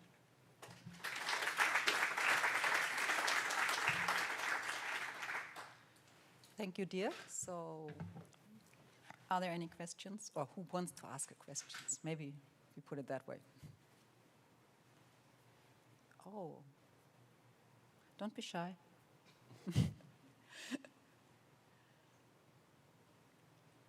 Yes, I guess you will get the mic from our colleague there. So one of the pathways consider interim storage. Are you thinking about like a consolidated interim storage, or do you think about this maybe for a country like United States? It's pretty big. Do you think could we have 2 or 3 interim storage? Yeah. Well, actually, the system boundaries have been the German case. So we discussed all this pathway on the case for Germany. And that's what colleagues said, that consolidated interim storage facilities could be an idea here in Germany, well, probably due to the fact that spaces are not that big as in the US. I don't know if in the US with those huge distances and for that and require transport ways, that idea might be possible, I'm not sure. It has been stipulated for the case of Germany, at least. That's really in the back, there's another question.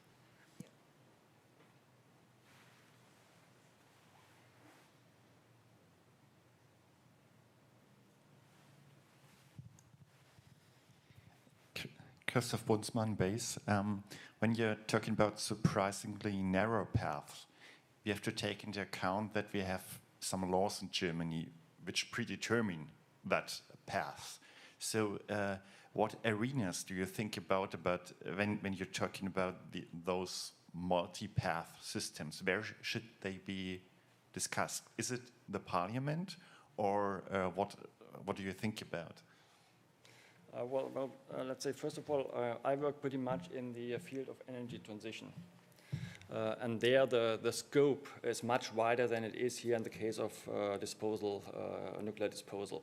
So I, from my side, coming from the huge discussions of technology openness and liberalization, competitiveness, and so on, I was kind of surprised to see it that narrow here in this field. So that's the one point. And the other one, well, I'm not sure if we shall discuss that in the Parliament. For me, it's a scientific heuristic to work on these from bird's eye perspective in a way what Peter will explain and lay out later on in thinking of alternatives. And I think that's our responsibility of researchers, to be as wide as possible, to think the unthinkable in a way, and to do that in a systematic manner. That doesn't mean that we have to bring all of this to the Parliament and to the decision makers. I mean, I won't go to the decision makers and say, what about exotics? Not a good idea, so I won't do that. So let's thank Dirk once again. Thank you. And our last speaker for today is already ready. It's P.Hocke. Peter is also from ITAS at Karlsruhe Institute of Technology, and he's also part of Transcends, the project you have now already heard from. The floor is yours. Yes, thank you very much for this nice introduction, and thank you, Dirk, for laying for me making some things easier, because I needn't explain the context I'm coming from. But I will talk about a totally different dimension, about thinking in alternatives, and the last question gives an idea what is the relevance of thinking in alternatives. I would say systematization is one. And the second important topic I will talk about is the social dimension. We all say, or in our funniest presentation was about, in my terms, about socioeconomics. It had to do with what should society do with the energy problem, in the special case of, and I talk how can society talk about these types of problems? How can experts talk about this type of problems? And I have only 50 minutes. I start now very quick. Thinking in alternatives and reflecting possible futures in the German case. In the German case, which in the international debate we say radioactive waste management. Management means manage all types of problems, and also the problems of talking, speech, presenting results. The scientific community has to present results to the public for making easier to organize support or decision-making or whatever. And for this, we found one concept. It's the way of thinking in alternatives. We have the socio-technical challenge in Germany, started in the 70s. And if we think about this, we have to live with it till 2100 or more. Oh, sorry. Yes. It's framed thinking an alternative in a specific theoretical way at our institute.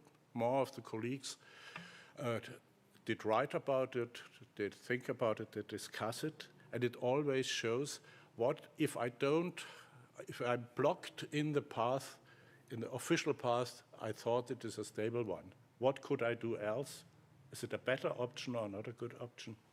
And for this, we think we learned that the linear perspective, that we hope that everything will run fine, and we go step by step in a more or less quiet way.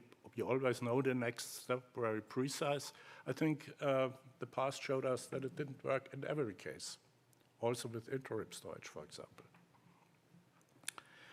And for this, thinking an alternative is a way of preparedness. Be prepared what could happen. And then the question is, how do we as experts reflect this? Do we really expect it, or can we always talk best about the current problems, the daily, in Germany we say tagesaktuelle Probleme, problems of the day, but not of the next day, next week, or next year. And The relevance of the social process is, in our analysis, a type of dimension which is not well understood also in the safety track or issue safety case reflection. And how do actors talk about this social dimension? So this is the space we also have in the HUF project. We have to reflect, for example, when we try to talk about the pathways Dirk presented to you.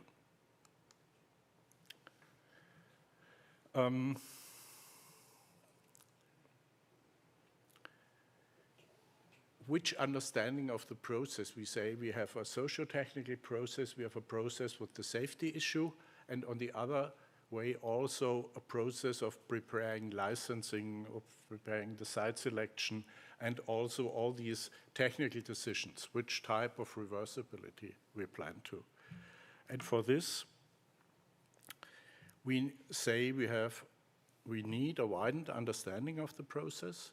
We need knowledge about these possible futures. This is important for orientational knowledge, for example, in the case if politicians ask for advice, but also if we ask in the community, the colleague from the other side, how do you understand this problem? And it's in, oh, sorry, I read here.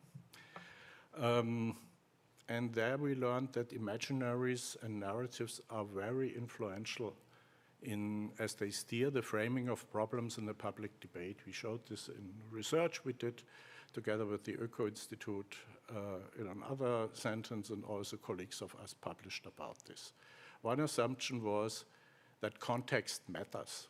It matters what happens in the parliament, it matters what's happened in the energy field for this socio-technical process. Why do we reflect now about P and T? Because we hear that there is something of an intensified discussion. And then we should talk what can be expected on the social level under experts when they talk about this social problem which was not seen in 2013 or 2017 in this intensity as we have now. And one of the results in our research process, and so I can give you only flashlights, yeah, because 50 minutes. One result was future as an open space can be shaped in a particular way. For example, if we talk, is there one of the 7 paths Dirk presented to us really an alternative? Then we should talk, what does this mean for the future or for the midterm future? Not only for the next year, also for the next 5 years or 10 years. And this has to do with the articulation. When we are talking, what would I really say to the question of a colleague? For example, you are safe. There was one safety question in this beginning. And also, if we say we have to make suggestions, what should be done next? Yes, this means if we talk about aggregation, we say, if thinking this together, then we must have an idea, and we must also articulate it that the expert from the other discipline and also in the public, it could be understood. This is the one flashlight. This is more a very abstract discussion, and I know all the reasons why it's difficult to understand. In which context do we reflect this? And this is flashlight 2. I say we do it in a context of a high dynamic situation. You have, is there a laser? Yeah. You have debate in the public and the experts, the meeting in the morning about this geological problem. What should we do to be faster, to help the next safety case step? We have a policy project with ambitious co-production. Yes, we have the parliament who says, base do it in this participatory, transparent way. We have the experts in the inner sense, and they influence by their decisions, by their studies, the process. The not linear one, and this is the important one I want to show you.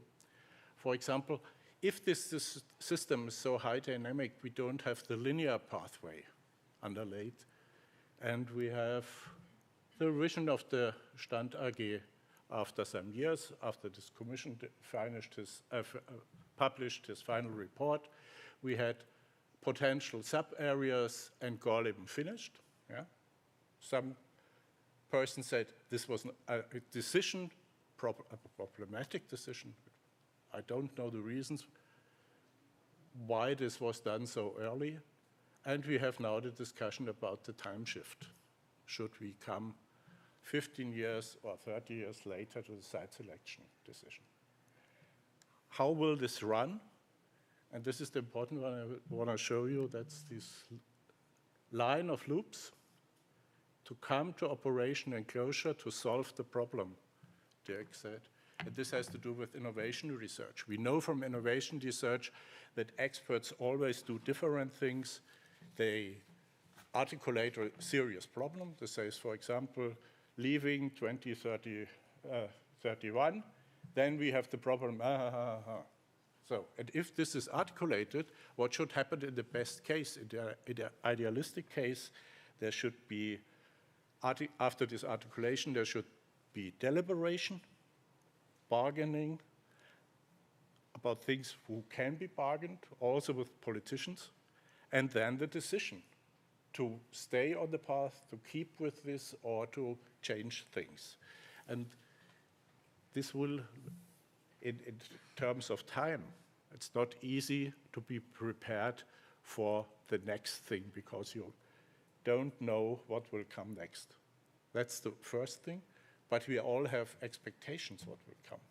We think there will be expert dissent or whatever. Yeah? So it makes sense to reflect. And now I give the third flashlight. Coming from this innovation model we saw in our research project, we need heuristics for things we are not prepared on. And one of these heuristics is, the first bullet point is the title of the project HAF. It has to think for the future. What can we plan? What should we think about? And our analysis was many things we debate now on this issue are status quo oriented and on the legalistic pathway. Does the law allow us to think this and that? And we say, we know all. There are often contradictions. There are several ideas that things can be changed. And we saw in narrative research, and this is one example, one empirical example, there are people that say all these things with the new site selection process in Germany are a result of the Fukushima disaster, and also the new Stand AG. If this wouldn't happen, nothing else would happen. And ambivalent interpretations are possible if someone says this. One interpretation is it was a well-reflected decision, and the second is it was a political one, influenced by an external event, and it differs what you think about this and what you are telling if you use this narrative. So we have often to explain who we are and why we think this, say it simple. And alternatives in this context mean orientational knowledge. I have to have an idea why I have this argument, and then I can articulate it. So I have to care for time. Also in this sense, it's important to say which qualitative standards do we have. If someone says the leave of 2031 is not wise, then he has to say why and articulate an argument. For example, a colleague of mine, Alexander, you must understand it. Then we can have a productive discourse about what will be the next step. And the same is the heuristic with imaginaries. You often have pictures of society. You say, we did it in the case of Fukushima or shortly afterwards to phase out and find a new solution for radioactive waste management because this was an event I can't control. But it could also say it was only a challenge, and for this we have to develop ideas and also articulate imaginaries. Thank you. Perfect.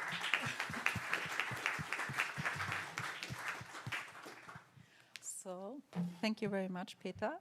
We even have time for questions, even though other people are already waiting outside. But the next program point is only scheduled in 10 minutes. So, do you have any questions? So then I have one. Maybe this is a bit, for me as a physicist, how would you say, like in 2 sentences, how does this knowledge help in actually implementing or changing the process? Or is this not at all your idea? I don't understand the last part. Which type of process?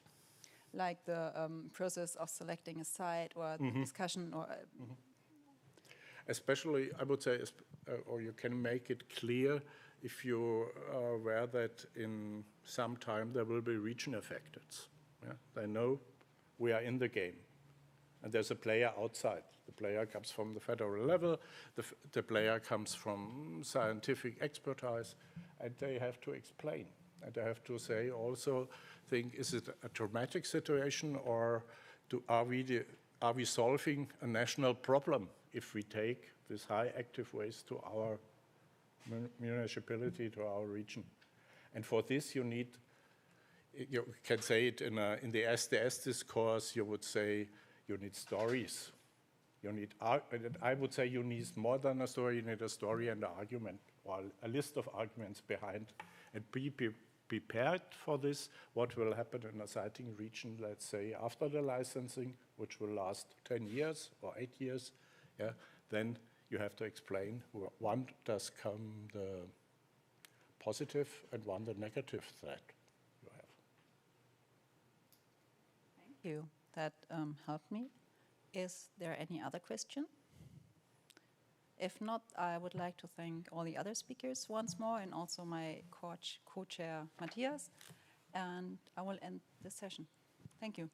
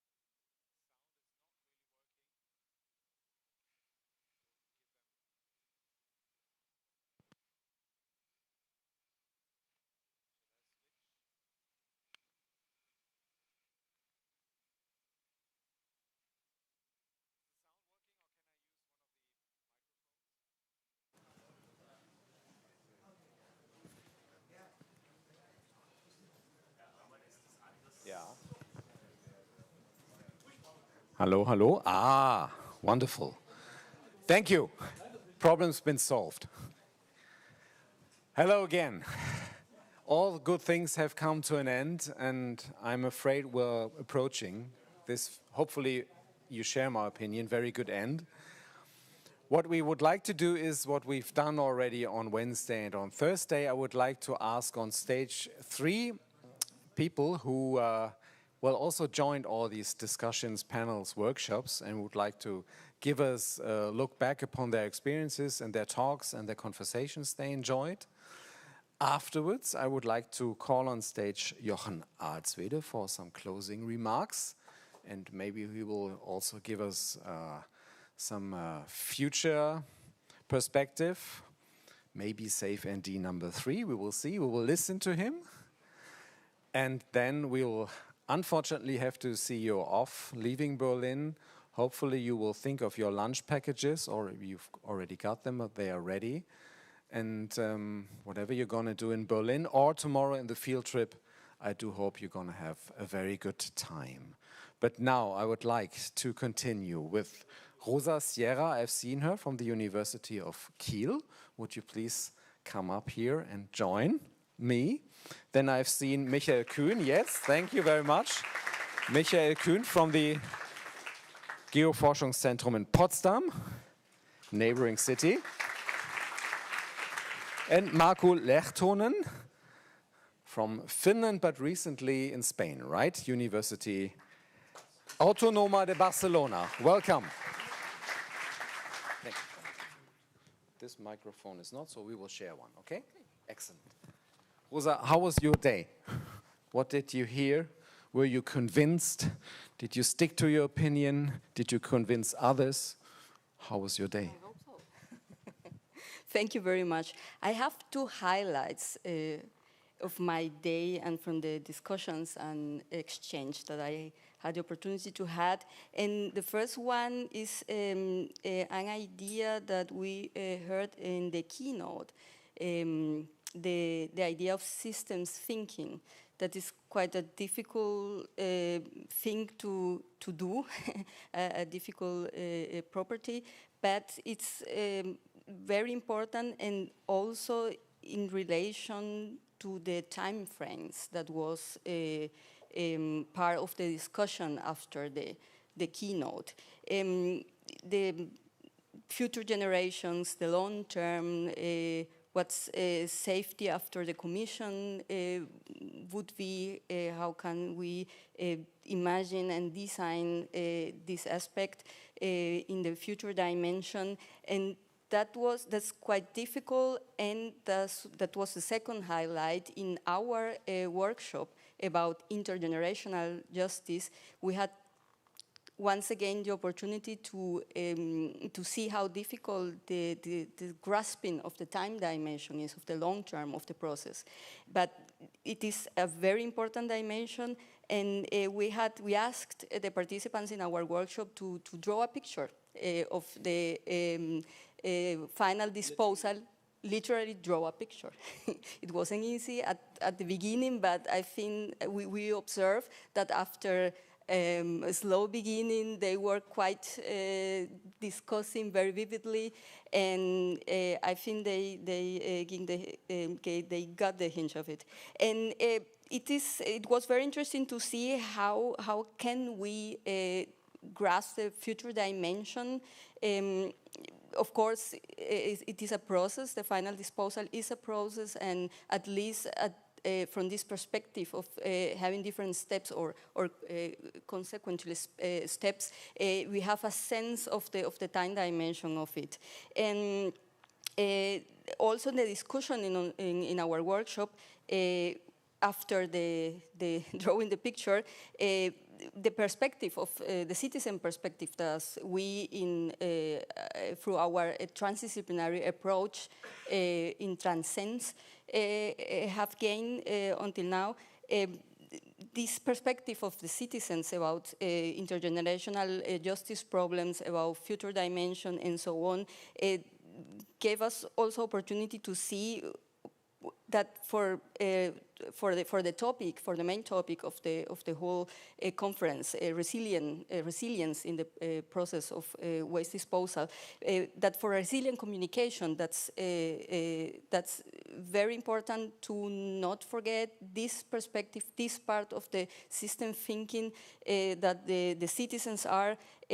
Because for example, in discussions with citizens, the extension of licenses, that's where the topic of our workshop, interim storage, the extension of licenses is seen as a promise that was breached. And that's, we discussed with the other colleagues from BASE how they see that, and that's important for maintaining a resilient communication in the process, in the whole process. Thank you very much. May we see the picture? Yes, it should be somewhere. If it's available, we'll be happy to see it over here as well. If somebody will pass it on, please. Thank you for your review. Michael Kühn, neighboring city, Potsdam, Geoforschungszentrum. How about your experiences? Where were you? What did you say? What did you learn? And vice versa, who learned maybe something new from you? Yeah, so I learned a lot. And at this point, I would just like to say, so as every day, so the whole conference is a highlight for me. So starting in the morning with the overviews in the plenary, going into more specific sessions, looking into the details, and as well having the workshops with the discussions, because I think the only way that we can learn in this learning procedure is really via discussions, and this is what I enjoyed most today.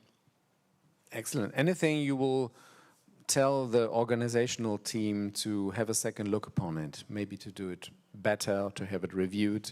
Any ideas, any suggestions? No, actually not. What I just forgot is to thank the organizers, and especially Carlo Dietl. So I think you did a great job, and yeah, it was just a very good conference. Excellent. Carlo, you will be showered with applause later on once again. Perfect. Thank you very much. And I'd like to continue with Marko Lehtonen. Is that correct in Finnish? Hopefully. More or less, yes. More or less. Thank you very much. Finnish is a big challenge for most of the people. But again, how was your day? Where were you? And are you already networking or writing some remarks about today? How was your day? My day was excellent until now, and we'll see how it continues. And I've been networking, yes, all the time. But first, I would say this thing is what I learned at the latest session was that this thing is completely useless. I should have rely on paper. Paper is the best way of preserving memory. That's what I picked up. Should forget about these gadgets. But then more generally, I would say for me, culture was the key word of today. And it started with Nadezhda Gotcheva talking about safety culture. And of course, culture as a word is a very big word, and it's easy to explain everything by cultural differences, for instance. And that's a tendency that I have, or temptation. But still, there was a lot of discussion about professional cultures, national cultures, global versus national. Is nuclear global or a national issue? And how do we deal with these intercultural issues within a global context? The histories, experiences that are obviously culture-specific, nuclear cultural heritage came up in one of the sessions on the preservation of memory. Energy cultures were mentioned as well.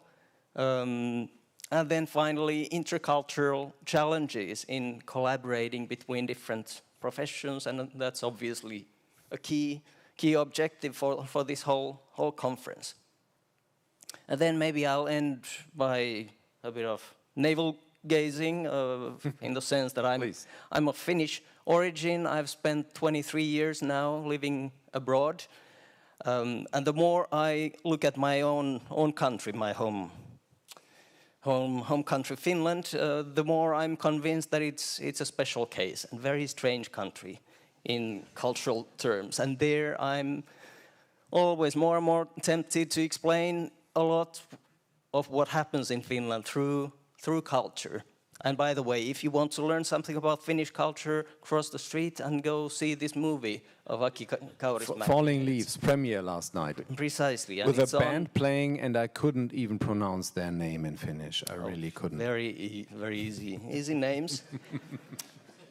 So, two things. First of all, trust is a key word when we talk about Finland, and Finland is taken as an example of a high-trust society, and therefore the success of Finnish nuclear waste management is explained by trust. And I always say that we have too much trust. The problem in Finland is over-trust rather than lack of trust. So that makes it difficult to transfer lessons from Finland to other countries. And then finally, the last thing about memory preservation.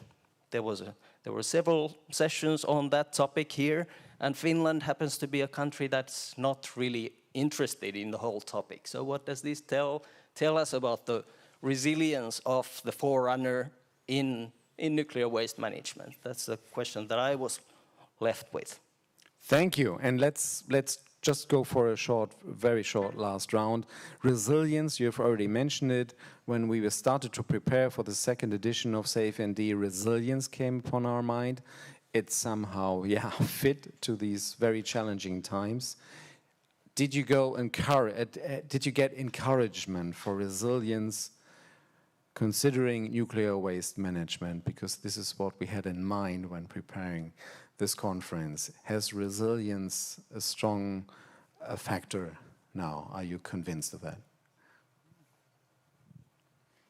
I didn't thought at first that how resilience could have could help to go with the process in a better way, but I think I'm starting to think it is a good category for grasping the idea that setbacks doesn't necessarily have to disencourage us to go on with the process. And that was my example with communication. The fact that interim storage would be extended is seen as, from the perspective of the citizens as the broken for promise. And it is, I think, the role of the institutions, research, and so on, to take this into account and to try to find ways for better communicating these facts.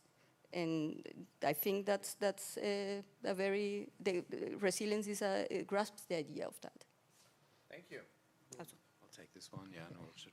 Michael Kühn. I learned two things today about resilience. So a positive one and a negative one. So in our workshop we had, I was impressed, and this was good to see how strong the scientists are committed to the legal citing process in Germany. So this is, it speaks for the process, and this is very good. So the negative point of that is actually that I'm at the same time sad that I mainly encounter scientists here who are resilient to think out of the box what is actually our task as scientists. So this is good and bad, but it is around. And maybe the positive thing counts more than the other one. Relieved. Thank you very much. Marco. I'm happy to say that for me, resilience is a big word, one of these big words like culture, and as a researcher, I take it as the word that I will use in my next paper, perhaps. Okay. Don't forget to send us this paper. Thank you very much. You gave us a good impression of today. and I think of the whole safeND days. Travel home safely, take care, and hopefully come back next time. Thank you very much.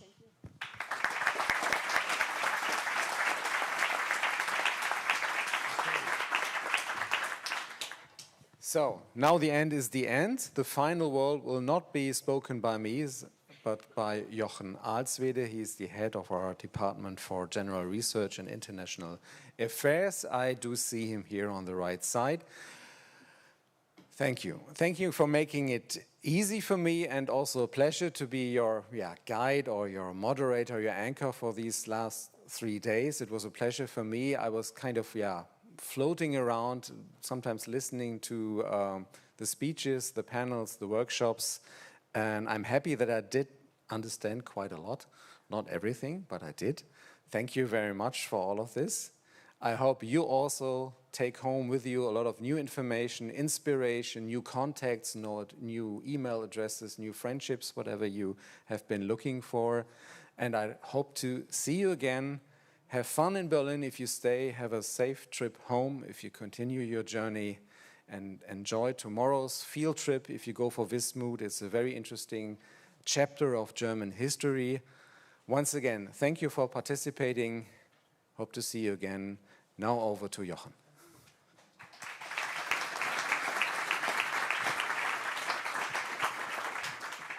Yes, and thank you very much for guiding us through the last 3 days. For me, these last 3 days were everything about that different communities come together. Different communities, different disciplines. We have the international guests here in Germany, in Berlin, coming together with the national regulators and operators and so on, and the national scientists.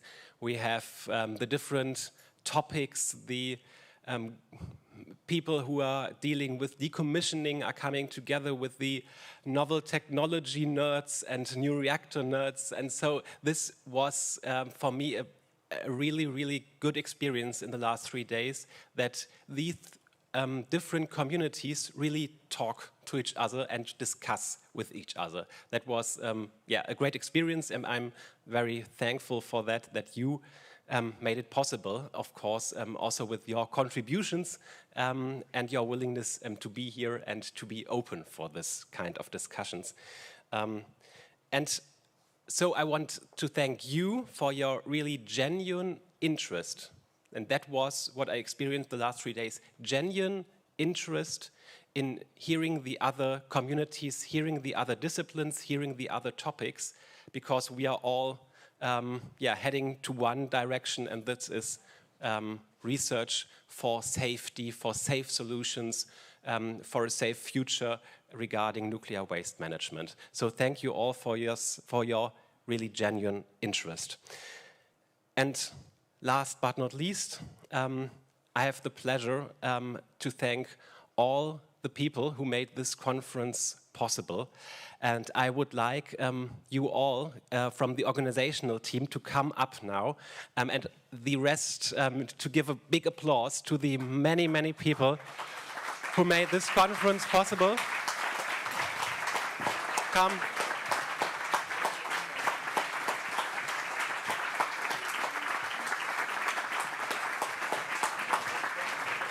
So this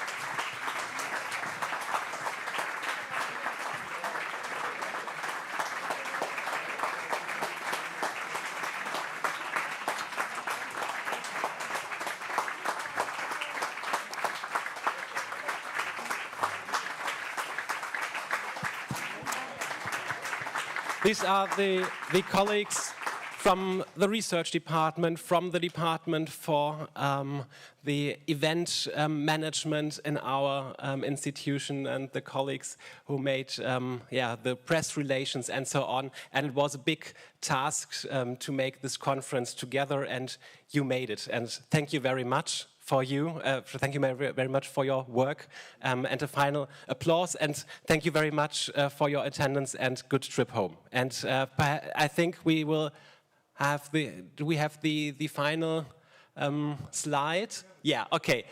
And the last announcement, We hope to see you again in 2 years, in September, in 2025 here in Berlin for the next safeND. Thank you very much.